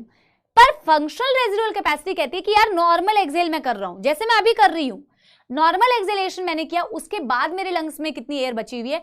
याद रखो बेटा expiratory reserve volume plus residual volume. इससे एक और इंफॉर्मेशन पता चलती है, इससे एक और इंफॉर्मेशन क्या पता लगती है कि मैम एक्सपायरेटरी रिजर्व वॉल्यूम भी हमेशा हमारे लंग्स के अंदर होती है, वो तो हमारी मर्जी है कि हम उसे बाहर करते नहीं है, लेकिन एक्सपायरेटरी रिजर्व वॉल्यूम भी हमेशा बेटा, तभी तो मैंने तुमसे पूछा था कि क्या फोर्सफुल एक्सहेल करने के लिए फोर्सफुल इनहेल करने की जरूरत पड़ी? क्या फोर्सफुल इनहेल करने के लिए, फोर्सफुल एक्सहेल करने के लिए फोर्सफुल इनहेल करने की जरूरत पड़ती है क्या? नहीं, फोर्सफुल एक्सहेल आप नॉर्मली भी कर सकते हो। क्यों? क्योंकि वो एयर हमेशा तुम्हारे पास रहती है और वो पार्ट होती है फंक्शनल रेजिडुअल कैपेसिटी का अलोंग विद रेजिडुअल वॉल्यूम। क्या ये बात सबको क्लियर हो गया? Yes everyone. फिर बोलते हैं बेटा वाइटल कैपेसिटी एंड बेटा total lung capacity. Vital capacity and total lung capacity, ठीक है, दोनों में सिर्फ एक शब्द का अंतर है बेटा। और वाइटल कैपेसिटी को आप दो तरीके से डिफाइन करते हैं, आप सिर्फ बेटा एक, हाँ सूर्यांश बेटा बिल्कुल सही, तुम्हें बिल्कुल याद है अच्छी तरीके से मैम वो एम्स वाला सवाल जो आपने हमें करवाया था, मुझे भी याद है मैंने करवाया था। ये वाइटल कैपेसिटी और टोटल लंग कैपेसिटी में एक ही शब्द का अंतर है, और वाइटल कैपेसिटी को दो तरीके से डिफाइन करते हैं, आप कोई भी एक तरीका याद रखो बेटा। वाइटल कैपेसिटी कहता है the total amount of air that a person can बेटा एक्सहेल। आप टोटल कितना एक्सहेल कर सकते हैं, बट कंडीशन है आफ्टर फोर्सफुल इनहेलेशन। तो मैं आपको इसी ग्राफ में दिखाती हूं। आप टोटल कितना एयर एक्सहेल कर सकते हैं आफ्टर फोर्सफुल इनहेलेशन। जब आप फोर्सफुल इनहेल करते हैं तो आपने कौन कौन से एयर को इनहेल किया, एक आपने टाइडल वॉल्यूम को इनहेल किया और एक आपने बेटा इंस्पायरेटरी रिजर्व वॉल्यूम को इनहेल किया, हाँ या ना। मैं कह रही हूं वाइटल कैपेसिटी कहती है the total amount of air a person can exhale, but condition क्या है, आफ्टर फोर्सफुल इनहेलेशन। तो फोर्सफुल इनहेलेशन अगर तुमने किया तो बेटा तुमने कौन कौन सी एयर को इनहेल किया होगा, फोर्सफुल इनहेलेशन अगर तुमने किया तो तुमने कौन कौन से एयर को इनहेल किया होगा, मैम टाइडल वॉल्यूम को इनहेल किया है और इंस्पायरेटरी रिजर्व वॉल्यूम को इनहेल किया है। ऑलरेडी क्या क्या प्रेजेंट है बेटा तुम्हारे पास, already ma'am expiratory reserve volume present है और रेजिडुअल वॉल्यूम प्रेजेंट है। अब तुम टोटल कितना एक्सहेल कर सकते हो वो वाइटल कैपेसिटी है, रेजिडुअल वॉल्यूम को छोड़ दो, ये सारा एक्सहेल आउट कर सकते हो, तो ये हो गई तुम्हारी वाइटल कैपेसिटी। और ma'am total lung capacity same definition है, बस टोटल लंग कैपेसिटी कहती है कि तुम्हें एक्सहेल नहीं करना है। टोटल लंग कैपेसिटी कहती है the total amount of air जो तुम्हारी लंग्स में एकोमोडेट हो सकती है after forceful inhalation. Vital capacity में भी देखो यही था ना कि तुमने फोर्सफुल इनहेल किया तो तुम कितना एक्सहेल कर सकते हो उसके बाद, और टोटल लंग कैपेसिटी कहती है कि तुमने फोर्सफुल इनहेल किया उसके बाद कितनी एयर दिखती है लंग्स में। एक डिफरेंस है, एक ने कहा कितना एक्सहेल कर सकते हो, एक ने कहा कितनी प्रेजेंट है। तो कितनी प्रेजेंट होगी वाइटल कैपेसिटी के साथ में रेजिडुअल वॉल्यूम को ऐड कर दोगे तो वही तुम्हारी टोटल लंग कैपेसिटी बन जाएगी। बात समझ गए? यस एवरीबॉडी, बात समझ गए? ठीक है, ठीक है। अब बेटा हम क्या देखेंगे, हमने रेस्पिरेटरी वॉल्यूम्स, रेस्पिरेटरी कैपेसिटीज देख ली। अब हमें मैम एक्सचेंज ऑफ गैसेस करना है, हमें एक्सचेंज ऑफ गैसेस करना है। सबसे पहले हमने जो एक्सचेंज किया है मैम वो हमने किया था एल्वियोलाई और पल्मोनरी कैपिलरी के बीच। अच्छा, एक्सचेंज करने से पहले हम वो फैक्टर्स देख लेते हैं जिन फैक्टर्स से आपका जो ये एयर का एक्सचेंज है वो अफेक्ट होता है। What are the factors affecting exchange of gases? Number 1 diffusion membrane, number 2 partial pressure, number 3 बेटा सॉल्युबिलिटी। आपको ऑब्वियस सी बात पता है बेटा कि अगर एक्सचेंज मेम्ब्रेन मोटी हो गई, थिकनेस अगर मेम्ब्रेन की ज्यादा है तो एक्सचेंज में मौत आएगी, पर ऐसा हमारे साथ होता नहीं है। मैंने अभी अभी आपको डिफ्यूजन मेम्ब्रेन बताया कि 3 लेयर से मिलकर बनी है, एल्वियोलाई की simple squamous epithelium, pulmonary capillary की सिंपल स्क्वामस एपिथेलियम, दोनों के बीच का मैम बेसमेंट, ये तीनों ने मिलकर एक्सचेंज मेम्ब्रेन को बनाया। और मैम ये एक्सचेंज मेम्ब्रेन की जो थिकनेस होती है वो तो मैम लेस देन 1 mm होती है। तो जितनी पतली लेयर मैम उतना आसानी से डिफ्यूजन हो सकता है। यस, तो बहुत इजी डिफ्यूजन होता है। मैंने लिखा है एल्वियोलाई आपकी हाईली वैस्कुलराइज्ड होती है क्योंकि उसके अराउंड आप देखो ना, आप कितनी अच्छी खासी पल्मोनरी कैपिलरी आपको दिख रही है, राइट। दूसरा फैक्टर मैंने आपको बताया मैम पार्शियल प्रेशर का। तो मैम ये तो मैंने बेटा अगेन वही वाली सेम चीज लिखी हुई है कि 3 लेयर्स हैं और thickness is less than 1 mm, जिसकी वजह से बहुत अच्छी तरह से डिफ्यूजन हो सकता है। मैंने फिर बताया डिफ्यूजन के लिए सॉल्युबिलिटी बहुत मैटर करती है।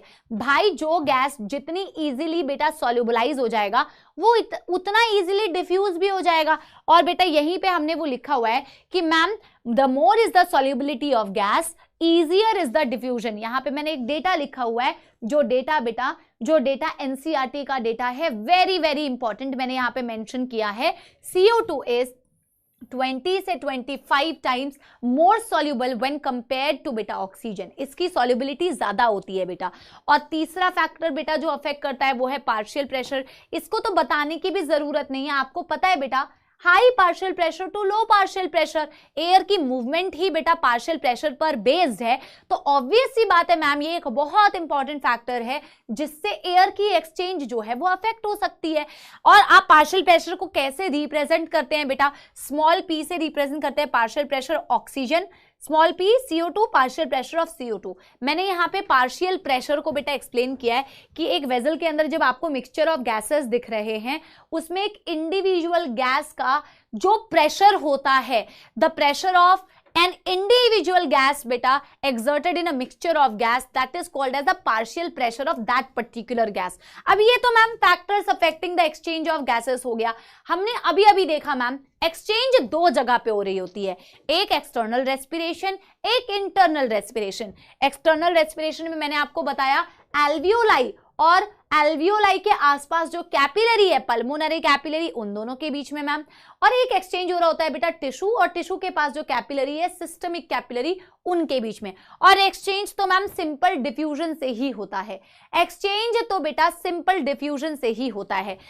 ऑल्सो बेटा again this is another topic which is very very very important for your NEET examination. Direct partial pressure से क्वेश्चंस आते हैं, डायरेक्ट पार्शियल प्रेशर से क्वेश्चन आते हैं। अगर आपको डेटा याद है तो आप डायरेक्ट इन क्वेश्चंस को सॉल्व कर पाओगे। और मैं आपको ईमानदारी से एक बात बताती हूं, जब मैंने ये आप लोगों को पढ़ाया भी था तो मैंने कहा बेटा डेटा भी याद रखना बहुत सरल है। इसके तो डेटा भी ऐसे हैं कि किस जगह पे किसका कितना प्रेशर है। देखो एक कॉन्सेप्ट आप सबको पता है कि मैम देखो मुझे एक चीज पता है, एयर हमेशा हाई पार्शियल प्रेशर से लो पार्शियल प्रेशर में जाएगी, राइट?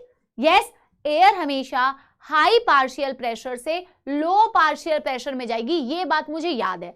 और मुझे ये भी बात याद है कि ऑक्सीजन का मूवमेंट कहां से कहां होना है। ऑक्सीजन एटमॉस्फेयर से लंग्स, लंग्स से पल्मोनरी कैपिलरी, सिस्टमिक कैपिलरी से टिश्यू, मुझे पता है ये बात।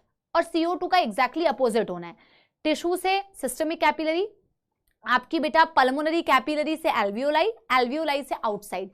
आपको ये बात तो पता ही है ना ऑक्सीजन CO2 कहां मूव करेगा। अगर आपको डायरेक्शंस पता है तो आपको ऑलरेडी पता है कहां पे प्रेशर ज्यादा होना चाहिए, कहां पे प्रेशर कम होना चाहिए ऑक्सीजन और CO2 का। अब बस आपको डेटा याद रखना है एंड बहुत इजी। आर्यन बेटा बिल्कुल सही। अब मैं आपको वो डेटा भी याद रखने का तरीका बताऊंगी। पहले आप पहला एक्सचेंज देख लो बेटा। अब पहले एक्सचेंज में मैंने आपको एल्वियोलाई और पल्मोनरी कैपिलरी के बीच का बेटा एक्सचेंज समझाया है। आप देखोगे एटमॉस्फेयर में ऑक्सीजन का पार्शियल प्रेशर होता है 159 mmHg और CO2 का पार्शियल प्रेशर होता है बेटा 0.3 mmHg। हमें एक चीज बहुत क्लियरली पता है मैम कि ऑक्सीजन हमेशा एटमॉस्फेयर से एल्वियोलाई में आएगी, एल्वियोलाई से मैम आपकी पल्मोनरी कैपिलरी में आएगी। तो ऑब्वियस सी बात है ma'am, high to low, high to low, ऐसे ही ऑक्सीजन का पार्शियल प्रेशर होना चाहिए।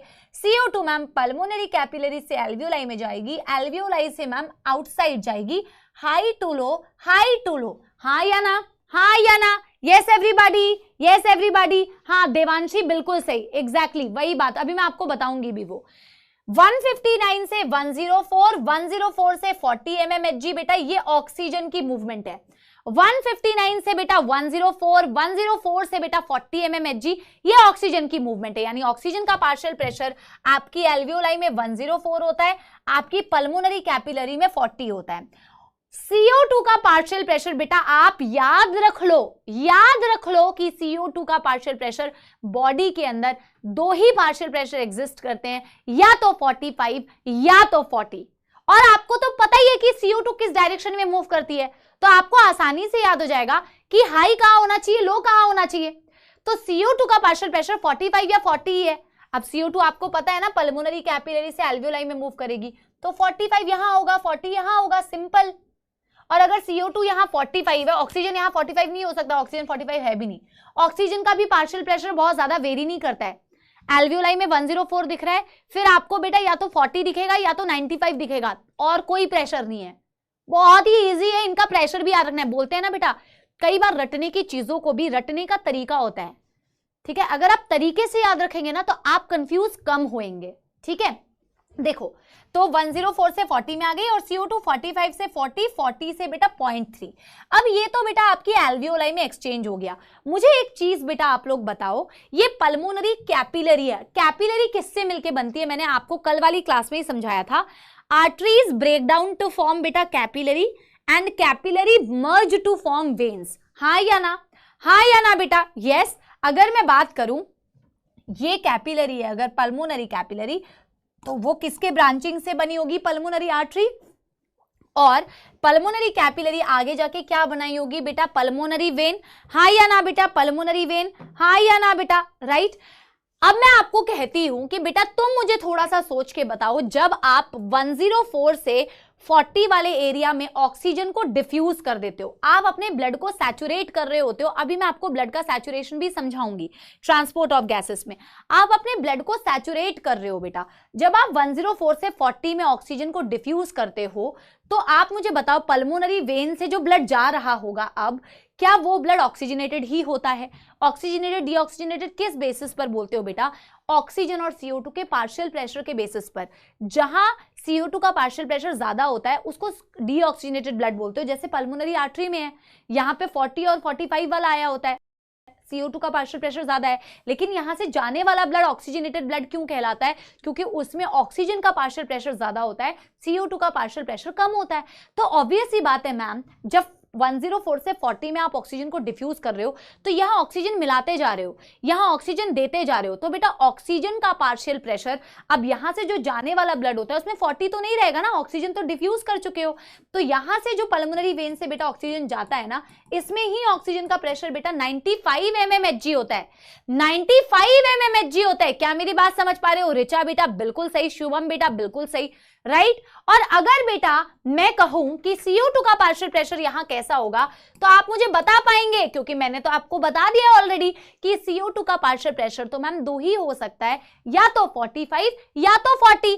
जब आप CO2 को 45 से 40 में डिफ्यूज कर रहे हैं तो यहां से जाने वाले ब्लड में अब 45 वाला CO2 तो नहीं होगा मैम, अब कम हो जाएगा मैम। कितना कम हो जाता है बेटा? 40 हो जाता है। क्या बेटा आप मुझे बताओ, इसमें कोई दुख दर्द समस्या होनी चाहिए क्या? ये आसान नहीं है याद रखना, ठीक है। हाँ, हम 11th बहुत पहले पढ़ते हैं तो भूल जाते हैं चीजें, बट जब आप अच्छे से पढ़ते हो तो एक बार रिवाइज कराने पर चीजें बेटा याद आनी चाहिए। हो सकता है थोड़ी कम याद आए, पहले आपने खुद से रिवाइज किया, थोड़ा कम याद आया, फिर मैम के साथ रिवाइज किया, थोड़ा और याद आया, फिर आप वापस से एक बार रिवीजन करोगे और अच्छे से याद आ जाएगा, ठीक है। 1 सेकंड में पानी पी लूं।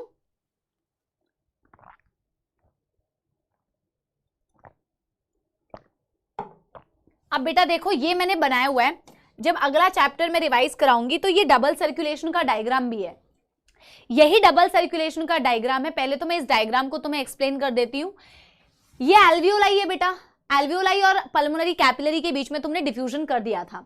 पल्मोनरी कैपिलरी से बेटा ये क्या बनती है? Pulmonary vein. Pulmonary vein oxygenated blood को बेटा कहां लेके आती है? लेफ्ट एट्रियम में। कल भी मैंने तुम्हें बताया था, लेफ्ट एट्रियम से ऑक्सीजनेटेड ब्लड जाता है लेफ्ट वेंट्रिकल में, लेफ्ट वेंट्रिकल से आयोटा निकलती है बेटा जो पूरी बॉडी को ऑक्सीजनेटेड ब्लड सप्लाई करती है। लेकिन आयोटा की मैंने एक ब्रांच बनाई हुई है बेटा जिसे मैं बोलती हूं सिस्टमिक आर्टरी।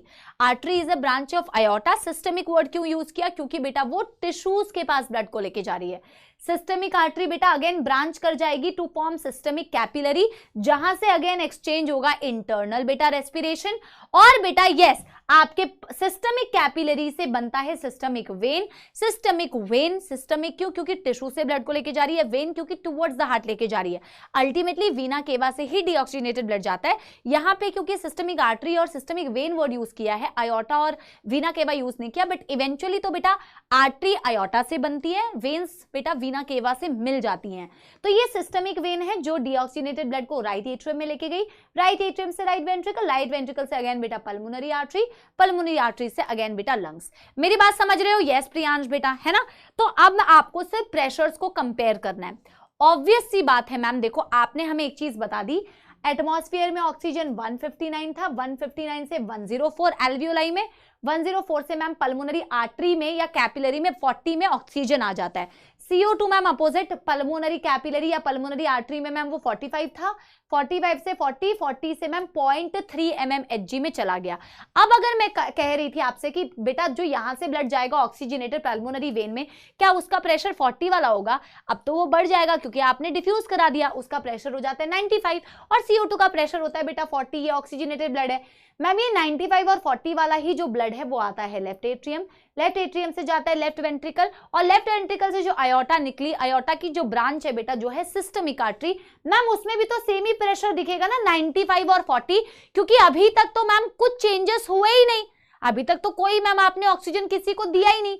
वही वाला ब्लड जो लंग से आ रहा था मैम, पहले वो हार्ट में आया, हार्ट से अब आप सिस्टमिक आर्टरी के थ्रू जब वो टिश्यू तक पहुंचा रहे हो तो उसमें भी मैम सेम ही तो प्रेशर है। ऑक्सीजनेटेड ब्लड का तो प्रेशर सेम ही रहेगा ना, ऑक्सीजन और CO2 का। बात समझ रहे हो? वहां पे भी ऑक्सीजनेटेड ब्लड, यहाँ पे भी ऑक्सीजनेटेड ब्लड। अब मैम यहाँ आप सिस्टमिक कैपिलरी से उसको एक्सचेंज करते हो टिश्यू में, तो मैम CO2 का प्रेशर याद रखने में तो बिल्कुल मौत नहीं आनी चाहिए, क्योंकि CO2 का तो आपने बताया है 45 या 40। जब CO2 का आपने 45 और 40 ही बताया है, तो अगर यहाँ 40 है तो मैम यहाँ 45 होगा। 45 से 40 में आपने डिफ्यूज कर दिया CO2 को। और ऑक्सीजन का भी मैम आपने बताया था, देखो 2-3 ही प्रेशर है मैम, 104, 95 और 40, और कोई चौथा प्रेशर नहीं है। तो जब यहाँ पे प्रेशर बेटा 95 है तो यहाँ 104 तो नहीं होगा, ऑक्सीजन का 40 ही हो सकता है कम में। तो मैम 95 से 40 में डिफ्यूज कर दिया आपने ऑक्सीजन को, हाँ या ना? अब बिल्कुल सेम फंडा अपनाओ बेटा, जब आप यहाँ 45 से 40 में ऑक्सीजन CO2 को डिफ्यूज करते हो तो ऑब्वियस सी बात है बेटा कि यहां से जो जाने वाला ब्लड होगा, अब उसमें CO2 का प्रेशर 40 नहीं होगा, बढ़ जाएगा। कितना बढ़ जाएगा? 45, बढ़ के 45 ही हो सकता है। और मैम 95 से आपने ऑक्सीजन टिश्यूज को दे दिया तो अब यहाँ का प्रेशर 95 नहीं रहेगा, कितना हो जाएगा? कितना कम हो सकता है? 40। तो बस 40 और 45, और यही सेम प्रेशर तो आपको पल्मोनरी आर्टरी में दिखता है। क्यों? क्योंकि डीऑक्सीजनेटेड ब्लड का प्रेशर तो सेम ही रहेगा ना यार, ये भी डीऑक्सीजनेटेड, ये भी डीऑक्सीजनेटेड, ये भी ऑक्सीजनेटेड, ये भी ऑक्सीजनेटेड, सिंपल सी बात है। और इसको अगर तुम्हें बेटा रटना है, अब देखो मैं तो कहती हूं कि इस तरीके से कंसेप्चुअली याद रखो, और अगर तुम्हें इवेंचुअली एनसीईआरटी वाली टेबल याद रखनी है तो ये वो टेबल है बेटा। एटमॉस्फेयर में ऑक्सीजन 159, CO2 0.3, एल्वियोलाई में ऑक्सीजन 104, CO2 40। डीऑक्सीजनेटेड ब्लड चाहे पल्मोनरी आर्टरी हो, सिस्टमिक वेन हो, ऑक्सीजन का प्रेशर 40, CO2 का प्रेशर 45। ऑक्सीजनेटेड ब्लड चाहे पल्मोनरी वेन में हो या सिस्टमिक बेटा आर्टरी में हो, ऑक्सीजन 95 और CO2 बेटा 40। टिश्यू में बेटा ऑक्सीजन 40 और CO2 45। मैंने ये हाईलाइट इसलिए किए हैं क्योंकि आप देखोगे जैसा आपका डीऑक्सीजनेटेड ब्लड में ऑक्सीजन और CO2 का प्रेशर होता है बेटा, एग्जैक्टली वैसा ही ऑक्सीजन और CO2 का प्रेशर आपको कहां दिखता है बेटा? टिश्यूज में भी दिखता है, 40 एंड 45। ठीक है, लर्न भी हो गया, वेरी गुड।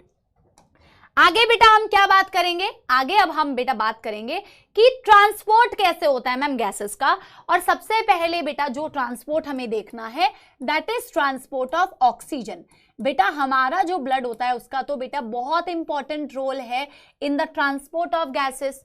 अब मैंने यहाँ पे दिखाया मैम ऑक्सीजन का जो ट्रांसपोर्ट होता है वो दो फॉर्म में होता है, एक dissolved in plasma that is बेटा 3%, एक हीमोग्लोबिन से बाइंड करके बेटा दैट इज 97%। बेटा देखो हीमोग्लोबिन के भी दो पार्ट्स होते हैं, एक होता है हीम पार्ट जिसमें आयरन होता है +2 स्टेट में, हीम पार्ट, और एक होता है ग्लोबिन पार्ट बेटा जिसमें 4 प्रोटीन की चेन्स होती है, अल्फा चेन और beta chain, 2 alpha chain 2 beta chain. मुझे ग्लोबिन चेन से मतलब नहीं है बेटा, मुझे मतलब है हीम वाले पार्ट से।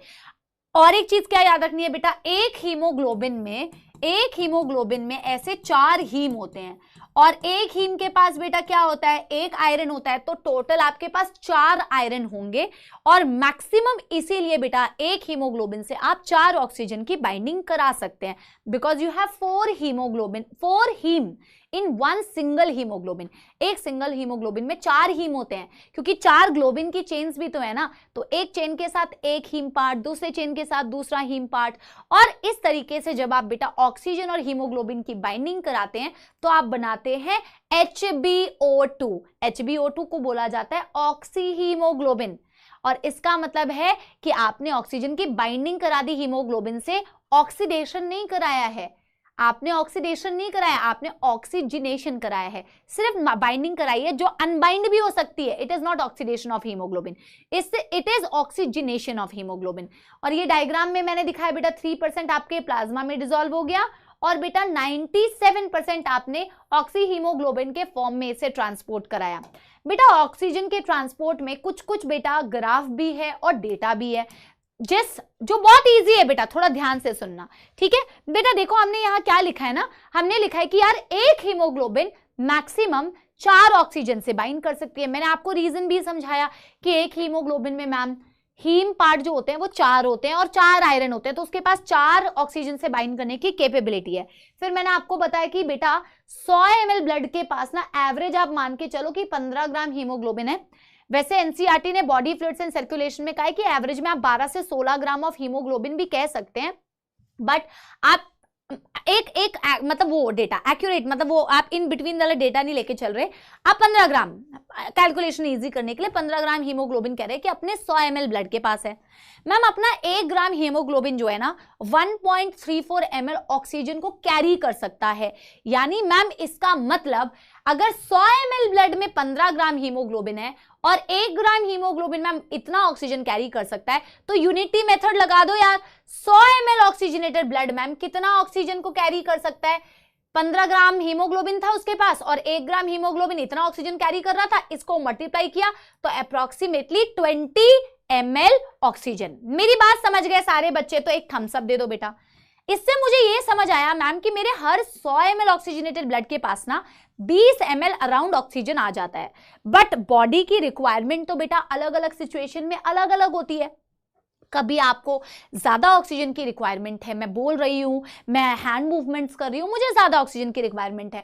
अगर मैं ये नहीं कर रही होती मुझे कम ऑक्सीजन की रिक्वायरमेंट होती। तो डिपेंडिंग अपॉन बॉडी की रिक्वायरमेंट आप ये जो 20 ml ऑक्सीजन लेके चल रहे हैं बेटा 100 ml ब्लड के पास, यस इस 100 ml ब्लड के पास जो 20 ml ऑक्सीजन लेके चल रहे हो, ये अलग अलग कंडीशन में बेटा आप अलग अलग तरीके से अलग करते हो। भाई हम जुदा हो गए, रास्ते खो गए, मगर हम मिलेंगे, ठीक है। इसका पता नहीं क्या लॉजिक था, बट हम जुदा हो गए मतलब ऑक्सीजन और हीमोग्लोबिन अलग अलग कंडीशन में अलग अलग तरीके से जुदा होता है बेटा। उसी को आप समझेंगे ऑक्सीजन डिसोसिएशन कर्व से। ये मैंने बनाया हुआ है बेटा ऑक्सीजन डिसोसिएशन कर्व, जहां मैंने ना बेटा क्या किया है, एक्स एक्सिस पर लिया है partial pressure of oxygen, Y axis पर लिया है परसेंटेज सैचुरेशन ऑफ हीमोग्लोबिन। पहली बात तो आपको ये याद रखना है मैम कि इस ग्राफ का शेप कैसा होता है, सिग्मॉइड शेप होता है बेटा। जैसे जैसे आप अपने लंग्स में ऑक्सीजन को डिफ्यूज करते जाते हो ब्लड के अंदर, आपका ब्लड जैसे जैसे ऑक्सीजनेटेड होता जा रहा है, आप अपने ब्लड को कह रहे हो कि वो सैचुरेट होता जा रहा है, सैचुरेट होते जा रहा है। वैसे बेटा 100% saturation is a myth, 100% saturation की आप बात नहीं करते हो, मैक्सिमम तो बेटा 97-98% ही सैचुरेट हो पाता है। बट चलो मान के चल रहे हैं कि यार आपने ना 100% सैचुरेशन कर दिया, आपने जितना ऑक्सीजन मैक्सिमम डिसॉल्व कर सकते थे, हीमोग्लोबिन से बाइंड करा सकते थे, उतना आपने करा दिया। जब आप मैक्सिमम सैचुरेशन करते हो ना बेटा, उसी का मतलब होता है जो अभी आपने बोला कि यार मैक्सिमम मेरे 100 ml ब्लड के लिए 20 ml ऑक्सीजन हो सकता है मैक्सिमम। जो डेटा मैंने आपको अभी बताया ना बेटा कि 100 ml ब्लड के पास 15 ग्राम हीमोग्लोबिन है, 1 ग्राम हीमोग्लोबिन बेटा आपका 1.34 ml ऑक्सीजन कैरी कर सकता है। प्रज्ञा बेटा धन्यवाद। तो उसी के लिए बेटा आपने उसी डेटा से निकाला ये कि यार जब मैं 100% सैचुरेशन बोल रही हूं ना मैम, तो मेरे 100 ml ब्लड के पास 20 ml ऑक्सीजन है, बट मैं इसको डिसोसिएट नहीं करती हूं बेटा, मैं इसको अलग अलग कंडीशन में अलग अलग तरीके से डिसोसिएट करती हूं। मेरी बात समझ रहे हो? अब मैं कह रही हूं एट नॉर्मल, क्योंकि बच्चा अक्सर कंफ्यूज होता है, एनसीईआरटी में एक लाइन लिखी हुई है, eight normal physiological condition, eight normal physiological condition every 100 ml of oxygenated blood delivers every 100 ml of oxygenated blood delivers only 5 ml of oxygen to the tissues। तो बच्चा कंफ्यूज होता है कि यार मैम अभी तो आपने बताया था 100 ml के पास 20 ml ऑक्सीजन है, अभी आप बोल रहे हो नॉर्मल फिजियोलॉजिकल कंडीशन में every 100 ml of oxygenated blood delivers 5 ml of oxygen to the tissues, ये आप कैसे बोल रहे हो? तो बेटा ये मैंने बोला कि 20 ml ऑक्सीजन तुम्हारे पास आ गया, तुमको पॉकेट मनी मिली 1000 रुपए, बट यार तुमको जब ज्यादा खर्च करना था तुमने ज्यादा खर्च किया, बाकी बचा लिए, जब कम खर्चा था तो तुमने कम खर्च किया, बाकी बेटा तुमने बचा लिए। तो नॉर्मल फिजियोलॉजिकल कंडीशन का मतलब होता है मैम बॉडी की नॉर्मल रिक्वायरमेंट। ऐसे कंडीशन में बेटा आपको पता है जब बॉडी की नॉर्मल फिजियोलॉजिकल कंडीशन होती है, आप कहते हैं आपका ब्लड 100% तो सैचुरेट नहीं होता है, 75% सैचुरेटेड रहता है। तो जब आप बेटा 100% सैचुरेशन का डेटा निकालते हैं, जब आप बोल रहे हैं कि तुम्हारा ब्लड 100% सैचुरेटेड है, तो तुम कह रहे हो 20 ml ऑक्सीजन है तुम्हारे 100 ml ब्लड के पास, तो बेटा ऑब्वियस सी बात है जब तुम कह रहे हो नॉर्मल फिजियोलॉजिकल कंडीशन, जब बॉडी को ज्यादा रिक्वायरमेंट नहीं थी, तो 75% सैचुरेटेड है तुम्हारा ब्लड। तो ब्लड का 75% सैचुरेशन मतलब इस 20 ml का मैम 75% निकालोगे तो 20 ml का बेटा 20 ml का 75% निकालोगे तो 20 ml का 75% बेटा कितना निकलेगा? 20 ml का 75% निकलेगा मैम 15 ml, हाँ या ना? 75/100 से मल्टीप्लाई कर दो, हाँ या ना?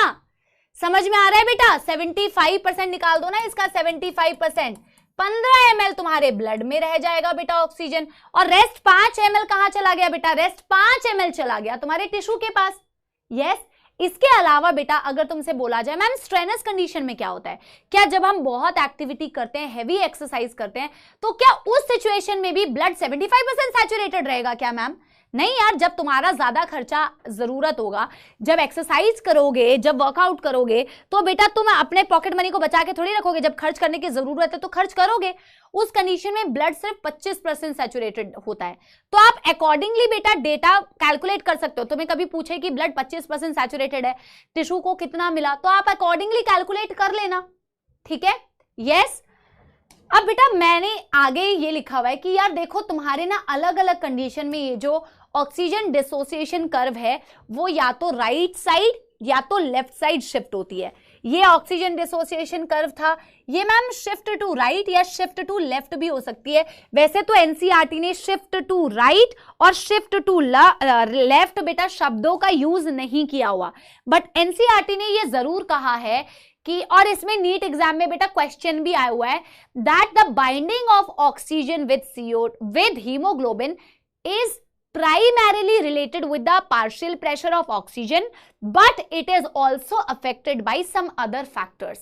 एनसीईआरटी कहती है कि आपका जो ऑक्सीजन का बाइंडिंग होता है हीमोग्लोबिन से, बेटा ये स्टेटमेंट बेस्ड क्वेश्चन में आया हुआ है, वो मेनली तो एसोसिएटेड होता है कि ऑक्सीजन का पार्शियल प्रेशर क्या है, क्योंकि ऑब्वियस सी बात है ना, ऑक्सीजन का पार्शियल प्रेशर ये डिसाइड करेगा कि वो हीमोग्लोबिन से बाइंड होना चाहिए या डिसोसिएट होना चाहिए, हाई टू लो एयर की मूवमेंट जो होती है इसी बेसिस पर होती है। बट मैम अदर जो फैक्टर्स है ना वो भी इसकी बाइंडिंग को या डिसोसिएशन को बेटा कि ऑक्सीजन हीमोग्लोबिन से जुड़ा रहेगा या अलग हो जाएगा, इसको अफेक्ट करने वाले CO2, हाइड्रोजन आयन और टेम्परेचर भी बेटा ये ऐसे फैक्टर्स होते हैं। मैं हर क्लास में शिफ्ट टू राइट एक्सप्लेन करती हूँ और शिफ्ट टू राइट होमवर्क दे देती हूँ, आपको यहाँ पे नजर भी आ रहा होगा। तो पहले तो बेटा ये याद रखो कि right hand side graph shift to right, this is shift to right and this is बेटा शिफ्ट टू लेफ्ट। तो मैं शिफ्ट टू राइट को आपको एक्सप्लेन कर रही हूँ। शिफ्ट टू राइट जो होता है ये इंडिकेट करता है ऑक्सीजन और हीमोग्लोबिन का जुदा होना यानी डिसोसिएशन होना। क्या आपको ये बताने की जरूरत है बेटा कि ऑक्सीजन का एसोसिएशन कहाँ होता है हीमोग्लोबिन से और डिसोसिएशन कहाँ होता है? ये तो आपको पता होगा बेटा कि टिश्यूज वो साइट होती है जहां ऑक्सीजन और हीमोग्लोबिन का डिसोसिएशन होता है, और मैम लंग्स वो साइट होती है, एल्वियोलाई वो साइट होती है जहां ऑक्सीजन और हीमोग्लोबिन का एसोसिएशन होता है। पहला तो आपको ये याद रखना है। तो जो फैक्टर्स बेटा ऑक्सीजन और हीमोग्लोबिन को अलग कराएंगे, एग्जैक्टली अपोजिट तरीके से आप एसोसिएशन कराओगे लंग्स में। जैसे कि बेटा ऑक्सीजन और हीमोग्लोबिन टिश्यू वाली जगह पे डिसोसिएट क्यों हो रहे होते हैं? क्योंकि पहली बात टिश्यूज में ऑक्सीजन का पार्शियल प्रेशर कम है, तभी तो बेटा ब्लड से ऑक्सीजन इजीली डिफ्यूज करके टिश्यूज के पास चला जाता है, क्योंकि वहां पे ऑक्सीजन का पार्शियल प्रेशर कम है। ऑक्सीजन का पार्शियल प्रेशर कम होता है टिश्यूज के पास, बट CO2 का पार्शियल प्रेशर वहां ज्यादा होता है। और अभी मैं आपको ट्रांसपोर्ट ऑफ CO2 में समझाऊंगी बेटा, जहां जहां CO2 ज्यादा होता है वहां वहां हाइड्रोजन आयंस भी ज्यादा होते हैं। ये मैं आपको अभी दिखाऊंगी कैसे। एक तो मुझे समझ आ गया मैम इनका डिसोसिएशन इसीलिए हुआ क्योंकि वहां ऑक्सीजन कम था। CO2 ज्यादा होता है मैम, जहां CO2 ज्यादा होता है ना बेटा वो वाली रिएक्शन करता है CO2 plus H2O, H2CO3 that dissociates to form H plus and HCO3 minus. जहां CO2 ज्यादा वहां बेटा इवेंचुअली हाइड्रोजन आयंस भी ज्यादा होंगे। हाइड्रोजन आयन ज्यादा होते हैं तो pH बेटा क्या हो जाता है? कम। pH कम हो जाता है ना ऑटोमेटिकली, pH कम।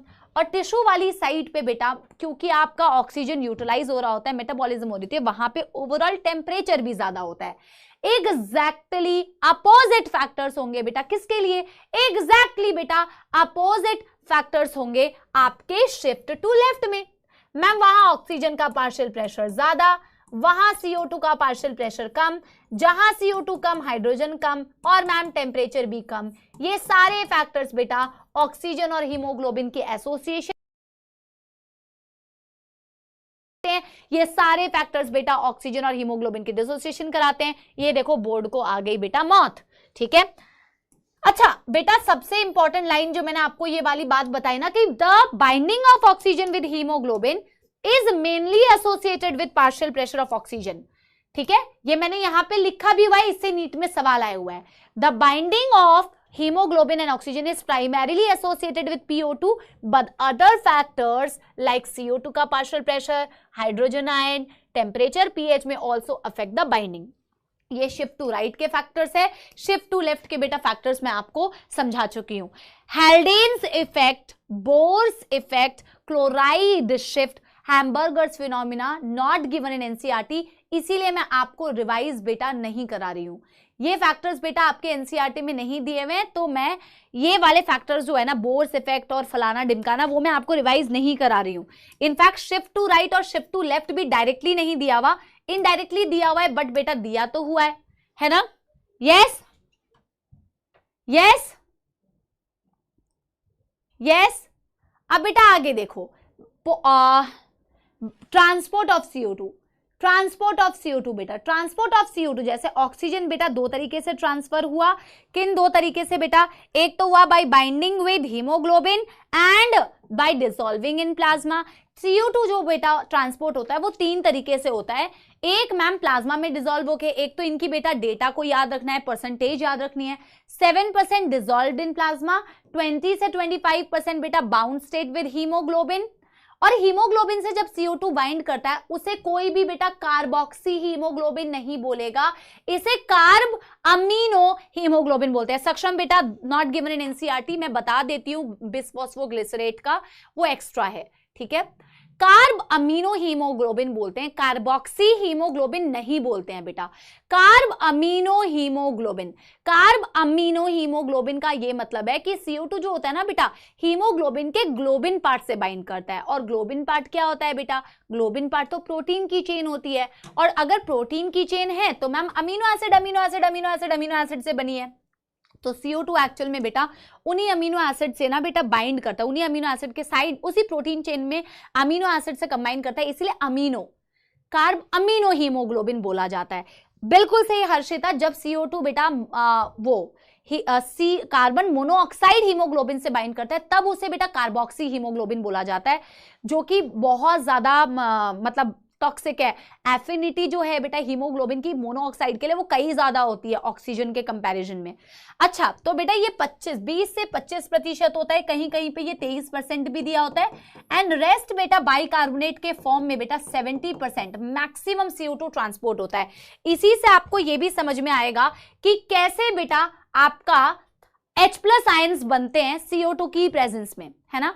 आप देखो बेटा मैंने दिखा है CO2 का ट्रांसपोर्ट तीन तरीके से, मैम 7% तो मैम प्लाज्मा में डिसॉल्व हो गया, मैम 20 से 25% तो कार्ब अमीनो हीमोग्लोबिन बना लिया, और मैम रेस्ट जो है CO2 RBC के अंदर बेटा, ये याद रखना है, very very very important, RBC के अंदर CO2 जाती है, H2O से कंबाइन करती है, कार्बोनिक एनहाइड्रेज की प्रेजेंस में H2CO3 बनाती है बेटा, again fastest enzyme carbonic anhydrase की प्रेजेंस में वो हाइड्रोजन आयंस और बाइकार्बोनेट का फॉर्म करती है, जो कि हम बोलते हैं बेटा मैक्सिमम फॉर्म में बेटा ट्रैवल कर रही होती है, राइट। यस, अगर बेटा आपसे पूछा जाए, वेरी इंपॉर्टेंट डेटा अगेन बेटा, वेरी इंपॉर्टेंट डेटा बेटा, ठीक है बेटा। देखो मैंने क्या लिखा है कि CO2 आपके RBC के अंदर जाती है, और हीमोग्लोबिन भी RBC के अंदर है, तो कार्ब अमीनो हीमोग्लोबिन भी RBC के अंदर बनता है, बाइकार्बोनेट जो बनते हैं वो भी RBC के अंदर बनते हैं, ठीक है।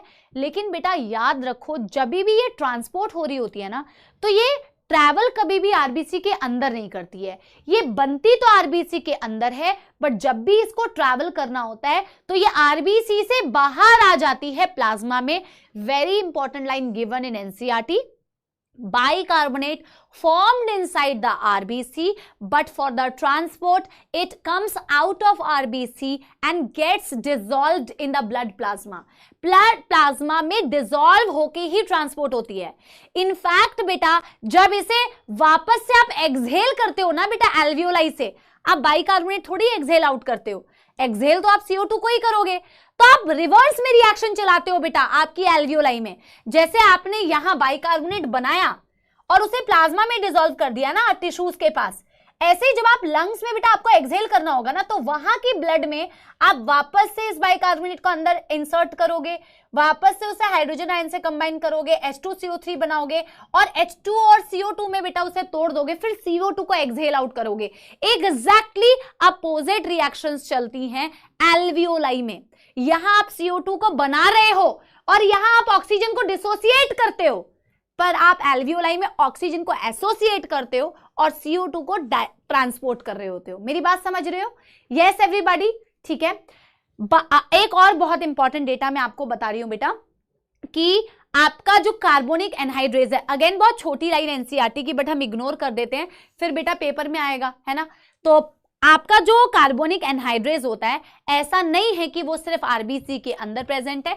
हाँ ऑब्वियसली आरबीसी में उसकी बहुत अच्छी खासी कंसेंट्रेशन होती है, but some amount of carbonic anhydrase it is also present in the plasma, it is also present in the plasma. ठीक है, बात समझ आ रही है?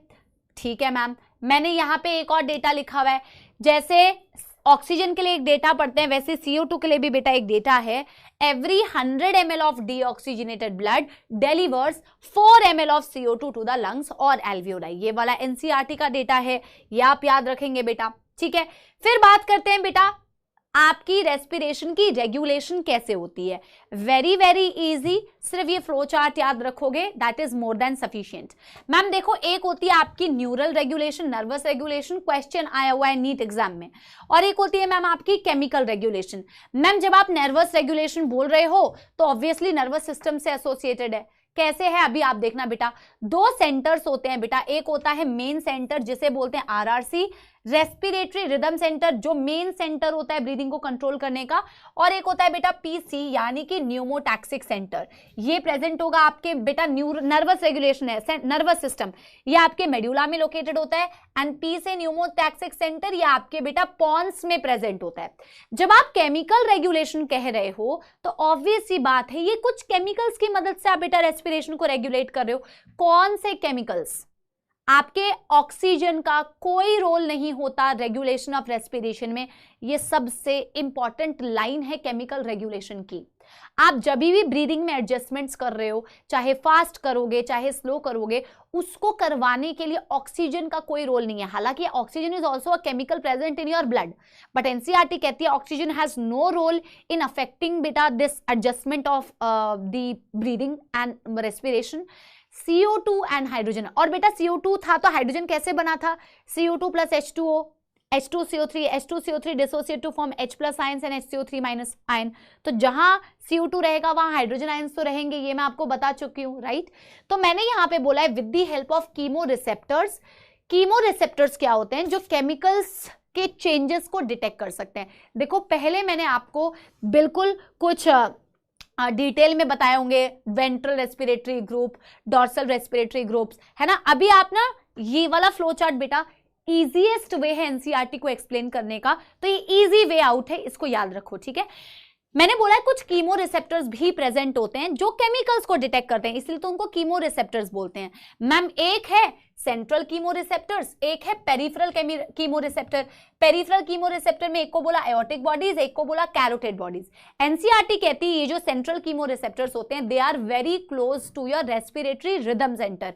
रेस्पिरेटरी रिदम सेंटर के पास होते हैं chemical chemoreceptors, central chemoreceptors, और बेटा पेरिफेरल जो कीमो रिसेप्टर्स हैं जिन्हें आप एओर्टिक बॉडीज बोल रहे हो वो आयोटा में प्रेजेंट है, जो आपके बेटा कैरोटिड आर्टरी में प्रेजेंट है। Carotid artery is the artery that supplies blood to the brain. तो कैरोटिड आर्टरी के ऊपर जो रिसेप्टर है वो कैरोटिड बॉडीज है। अब मुझे एक बात बताओ बेटा, तुम कह रहे हो ये जो कीमो रिसेप्टर्स होते हैं, मतलब मैं कह रही हूं ये आपके फ्लूइड, बॉडी फ्लूइड में जो केमिकल्स होते हैं जैसे CO2 या हाइड्रोजन आयंस, उनमें चेंज को डिटेक्ट कर सकते हैं।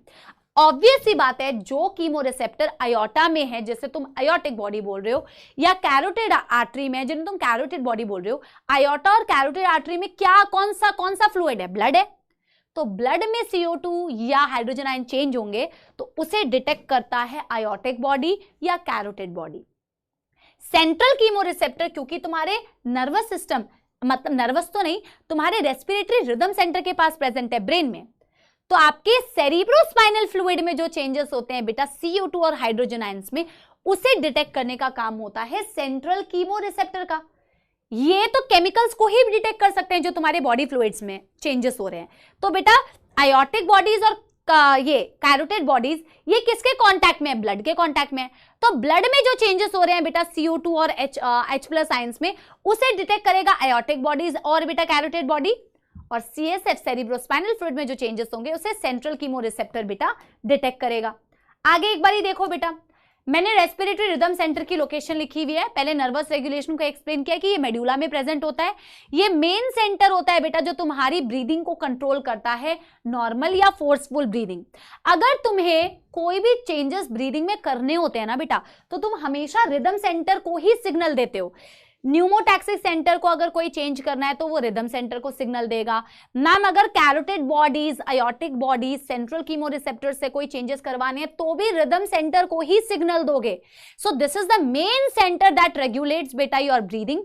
Any changes that you want to bring in your respiration, you will always have to signal the respiratory rhythm center which is located in the medulla.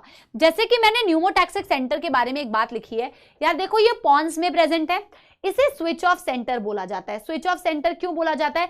क्योंकि जब जब आपका न्यूमोटैक्सिक सेंटर एक्टिवेट होता है ना बेटा, तो आपकी इनहेलेशन की ड्यूरेशन कम हो जाती है। आपकी जो ब्रीदिंग है उसमें आप क्या कर रहे हो, इनहेल कर रहे हो और एक्सहेल कर रहे हो, इनहेल एक्सहेल, इनहेल एक्सहेल। अगर आपका न्यूमोटैक्सिक सेंटर एक्टिवेट होता है ना बेटा, तो आपकी इनहेलेशन छोटी हो जाती है, और अगर इनहेलेशन छोटी हो जाएगी तो खुद ही समझ जाओ ब्रीदिंग फास्ट होने वाली है।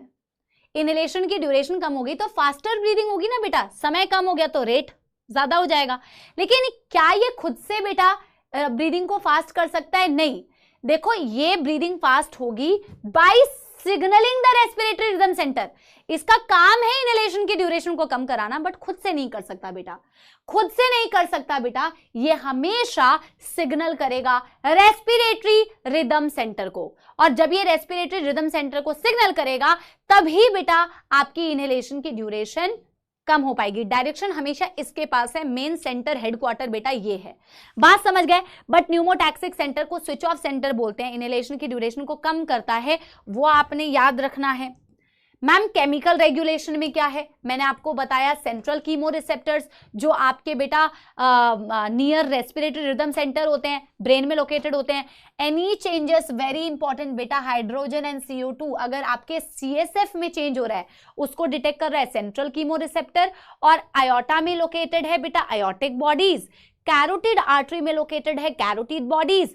एनी चेंजेस इन बेटा CO2 and hydrogen ion concentration in the blood of aorta and in the carotid artery उसको डिटेक्ट करता है बेटा peripheral chemoreceptor.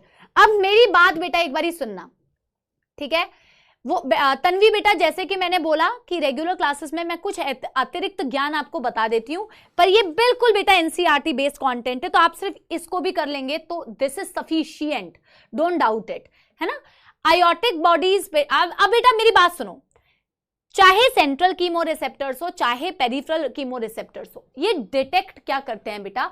They detect the chemical का चेंज। The chemicals are CO2 and hydrogen ions. They are not sensitive for oxygen, चाहे peripheral chemoreceptor हो बेटा, चाहे बेटा सेंट्रल कीमोरिसेप्टर हो। हाँ, वो बात अलग है कि पेरिफेरल कीमोरिसेप्टर यानी आयोटिक बॉडीज और कैरोटिड बॉडीज ब्लड में किसी भी तरीके के चेंजेस को डिटेक्ट करते हैं, और बेटा सेंट्रल कीमोरिसेप्टर आपके CSF में किसी भी तरीके के CO2 या हाइड्रोजन आयंस के चेंजेस को डिटेक्ट करते हैं। बट मुद्दा ये है कि ये कौन से चेंजेस को डिटेक्ट करेंगे और उसके अकॉर्डिंग कौन से नेसेसरी चेंजेस करेंगे। तो हमने लिखा हुआ है any changes in the CO2 and hydrogen ions are detected by both of these. और वो चेंजेस क्या है बेटा? ये इसका कंक्लूजन है जो सबसे इंपॉर्टेंट है, और कंक्लूजन ये कि अगर आपका हाइड्रोजन आयन या CO2 का कंसंट्रेशन आपके CSF में या आपके ब्लड में इंक्रीज हो जाता है, इसका क्या मतलब है बेटा? आपको सांस लेना चाहिए या नहीं लेना चाहिए? अगर ब्लड में CO2 बढ़ रहा है तो इसका मतलब क्या समझोगे? CO2 बढ़ेगा तो हाइड्रोजन आयंस बढ़ेगा ही, राइट? और अगर CO2 और हाइड्रोजन आयंस बढ़ेंगे बेटा आपके बॉडी में, तो आपका उसका मतलब आपको ब्रीदिंग करने की जरूरत है। तो जैसे ही CO2 और हाइड्रोजन आयंस आपके ब्लड में या CSF में बढ़ते हैं, तो इवेंचुअली बेटा सिग्नल जाता है रेस्पिरेटरी रिदम सेंटर को to increase the breathing rate. Eventually breathing rate बढ़ाते हो, सांस लेने की जरूरत होती है। बात समझ गए? यह सांस लेना चाहिए, सिंपल सी बात है।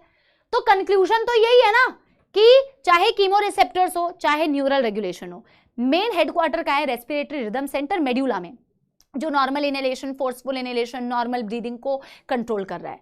Pneumotaxic centre switch off centre है मैम, वो इनहेलेशन की ड्यूरेशन को कम करता है, ब्रीदिंग को फास्ट कर रहा है, बट सिग्नल किसको दे रहा है? रेस्पिरेटरी रिदम सेंटर को। मैम कीमो रिसेप्टर्स भी सेंट्रल कीमो रिसेप्टर्स है जो ब्रेन के पास हैं, वो CSF में जो भी मैम CO2 और हाइड्रोजन आयंस में चेंजेस होते हैं उसको डिटेक्ट करते हैं। Peripheral chemo receptors ma'am aortic bodies iota में, कैरोटिड बॉडीज कैरोटिड आर्टरी में, ये ब्लड में CO2 हाइड्रोजन आयंस के चेंजेस को डिटेक्ट करते हैं। देखो ब्लड में अगर या CSF में अगर CO2 और हाइड्रोजन आयंस बढ़ रहे हैं मैम, इवेंचुअली ये दोनों कीमो रिसेप्टर्स उसे डिटेक्ट करते हैं और सिग्नल देते हैं रेस्पिरेटरी रिदम सेंटर को। अगर CO2 बढ़ रहा है, हाइड्रोजन आयंस बढ़ रहे हैं, मतलब सांस लेने की जरूरत है। सिंपल सी बात है बेटा, इनहेलेशन आप करोगे, ब्रीदिंग रेट आप फास्ट करोगे, सिग्नल किसको देके? रेस्पिरेटरी रिदम सेंटर को। समझ में आ गई बात। और लास्ट बेटा इस चैप्टर का जो पार्ट बचा हुआ है that is the disorder. 3 he disorder दिए हुए हैं, अस्थमा या एज्मा और एम्फाइसीमा एंड बेटा ऑक्यूपेशनल रेस्पिरेटरी डिसऑर्डर। अस्थमा के बारे में क्या लिखा हुआ है बेटा, ये एक एलर्जिक डिसऑर्डर है और एलर्जी कभी भी होती है, आपने 12वीं कक्षा में पढ़ा है, allergy causing agents are called as allergens. Allergens, हाँ सुष्मित बेटा एब्सोल्युटली, अल्टीमेटली तो आरआरसी ही कंट्रोल करता है। हाँ रिद्धि, देखो सबसे इंपॉर्टेंट बात तो बेटा एक याद रखनी है, जो आपसे देखो नीट में आया हुआ है सवाल, और सवाल में पूछते हैं एज्मा में कौन सा पार्ट अफेक्ट होता है और एम्फाइसीमा में कौन सा पार्ट अफेक्ट होता है। पहला इंपॉर्टेंट डेटा, क्योंकि एनसीईआरटी में एक एक लाइन दी हुई है, एज्मा या अस्थमा में बेटा आपकी इन्फ्लेमेशन होती है ब्रोंकाई या ब्रोंक्यूल्स की वॉल पे, इन्फ्लेमेशन मतलब रेडनेस, स्वेलिंग, है ना। और एम्फाइसीमा एक्सेसिव सिगरेट स्मोकिंग की वजह से होता है, उसमें आपकी एल्वियोलाई की वॉल डैमेज हो जाती है। ब्रोंकाई और ब्रोंक्यूल की जो वॉल है बेटा, इसमें जो स्मूथ मसल्स होते हैं उनमें स्पैज्म दिखता है। स्पैज्म का मतलब होता है बेटा अनकंट्रोल्ड, अनरेगुलेटेड, अगर बहुत अनकंट्रोल्ड और फास्ट कॉन्ट्रैक्शंस हो रहे होते हैं उसे स्पैज्म बोलते हैं, ठीक है।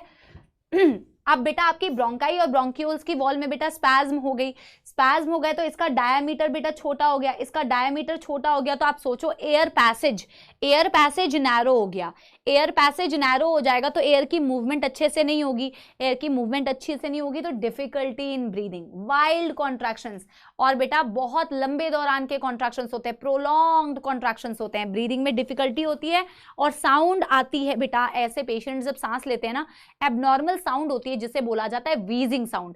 वेरी वेरी इंपॉर्टेंट बेटा कि कौन सा पार्ट अफेक्ट हुआ, bronchi bronchioles. Very very important बेटा एलर्जिक डिसऑर्डर है। वेरी वेरी इंपॉर्टेंट कि wheezing sound is associated with asthma. Very good Gautam, absolutely वो सस्टेन कॉन्ट्रैक्शंस रह जाते हैं, ठीक है। हाँ निकिता, चलो बात करते हैं बेटा एम्फाइसीमा की। एम्फाइसीमा में पहली बात एक्सेसिव सिगरेट स्मोकिंग से ये बहुत कॉमनली हो सकता है।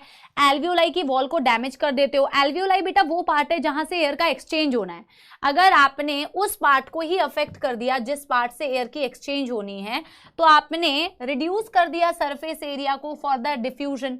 अगर प्रॉपर डिफ्यूजन ही नहीं हो पाएगी एयर की क्योंकि सरफेस एरिया कम पड़ गया तो बेटा आपकी एल्वियोलाई में हवा भरी हुई रह जाएगी, ऐसा लगेगा कि आपकी एल्वियोलाई में अभी भी एयर प्रेजेंट है। एम्फाइसीमा का मतलब भी यही होता है, फुल ऑफ एयर, ऐसा लगता है एयर अभी भी भरी हुई है बेटा, that is emphysema. So allergic disorder that is asthma, and then excessive cigarette smoking से होता है एम्फाइसीमा। ब्रोंकाई ब्रोंक्यूल्स में प्रॉब्लम बेटा asthma with wheezing sound, and this बेटा एल्वियोलर वॉल इज डैमेज्ड, उसकी इलास्टिसिटी कम हो जाती है, उसका सरफेस एरिया रिड्यूस हो जाता है, एयर प्रॉपर्ली एक्सचेंज नहीं हो पाती।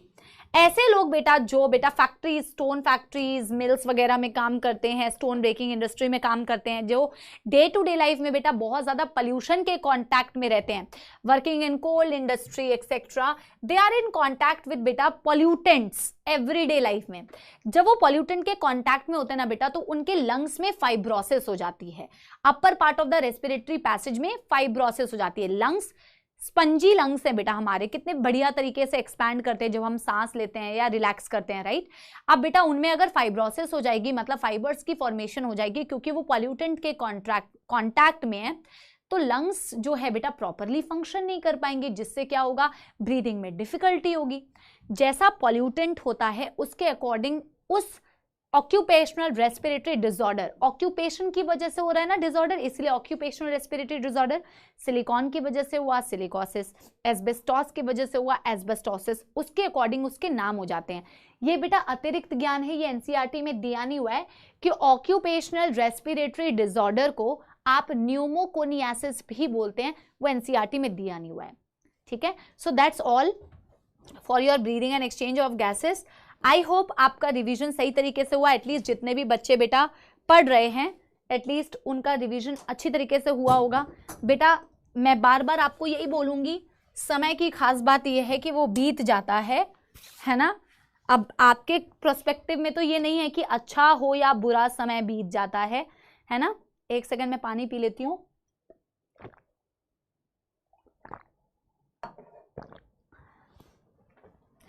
आपके केस में ये है कि ये जो समय आपके प्रिपरेशन का है ये जरूर बीत जाएगा, ठीक है। तो ये समय बीत जाएगा। और अगर आपने अच्छी तरीके से मेहनत नहीं की, मैं कमेंट्स में देख पा रही थी कि कई बच्चों को वेट, कई बच्चे बेटा अभी एक्स्ट्रा मत पढ़ो। जहां पे भी मैंने 11th के नोट्स में अतिरिक्त ज्ञान लिखा है ना बेटा, आप प्लीज वो एक्स्ट्रा ज्ञान मत पढ़ो, प्लीज एनसीईआरटी बेस्ड कंटेंट पढ़ो। This is the best way to revise things. I want कि ना बेटा जो गलतियां मैंने करी है ना वो गलतियां आप ना करो, है ना। इधर उधर का पढ़ लेना, फालतू की चीजें पढ़ लेना, काम की चीजें जो लास्ट मोमेंट में रिवाइज करनी थी वो हमने नहीं की। और मैं आपको ईमानदारी से बताऊं, ऐसे वन शॉट्स बेटा अगर हमें भी मिल जाते तो शायद अगर मेरे को भी सिर्फ रिवाइज करना रहता ना तो मेरे को भी फायदा हो जाता। बट आप लोगों के पास ये अपॉर्चुनिटी है कि आप इसको यूटिलाइज करें बेटा अच्छी तरीके से, ठीक है। तो आप इसको प्लीज अच्छी तरीके से बेटा यूटिलाइज करो, आप बढ़िया तरीके से इसको पढ़ो, ठीक है। और ये उम्मीद मत लगा के बैठो। कई बच्चे कह रहे हैं मैम यकीन बैच में क्या होगा, तो बेटा यकीन अगर आप पहले से ही सोच रहे हैं कि यकीन में आना है फिर तो बेटा क्यों आ रहे हैं आप यहाँ पे पढ़ने के लिए, है ना। तो फिर बेटा आप टाइम वेस्ट कर रहे हैं, आप आराम करो, रिलैक्स करो। आपको अगर यकीन बैच की उम्मीद है और आप ये नहीं सोच रहे हैं कि आपको एक बारी में सिलेक्शन चाहिए, है ना, डायरेक्ट एनसीईआरटी से पढ़ेंगे तो बिल्कुल चलेगा बेटा। एनसीईआरटी से अगर कोई चीज समझ नहीं आती है तो आप अपने नोट्स को उठाओ और नोट्स से रिवाइज करो, ठीक है। Thank you very much for attending the session बेटा। हाँ थैंक यू वेरी मच। हाँ सॉन्ग में सुना देती हूँ 2 लाइन, ठीक है। जो आपके मतलब का भी गाना है वही सुनाती हूँ, ठीक है। 2-4 लाइन जो मुझे याद आ रही है। जीवन के दुखों से यूं डरते नहीं हैं, ऐसे बच के सच से गुजरते नहीं हैं।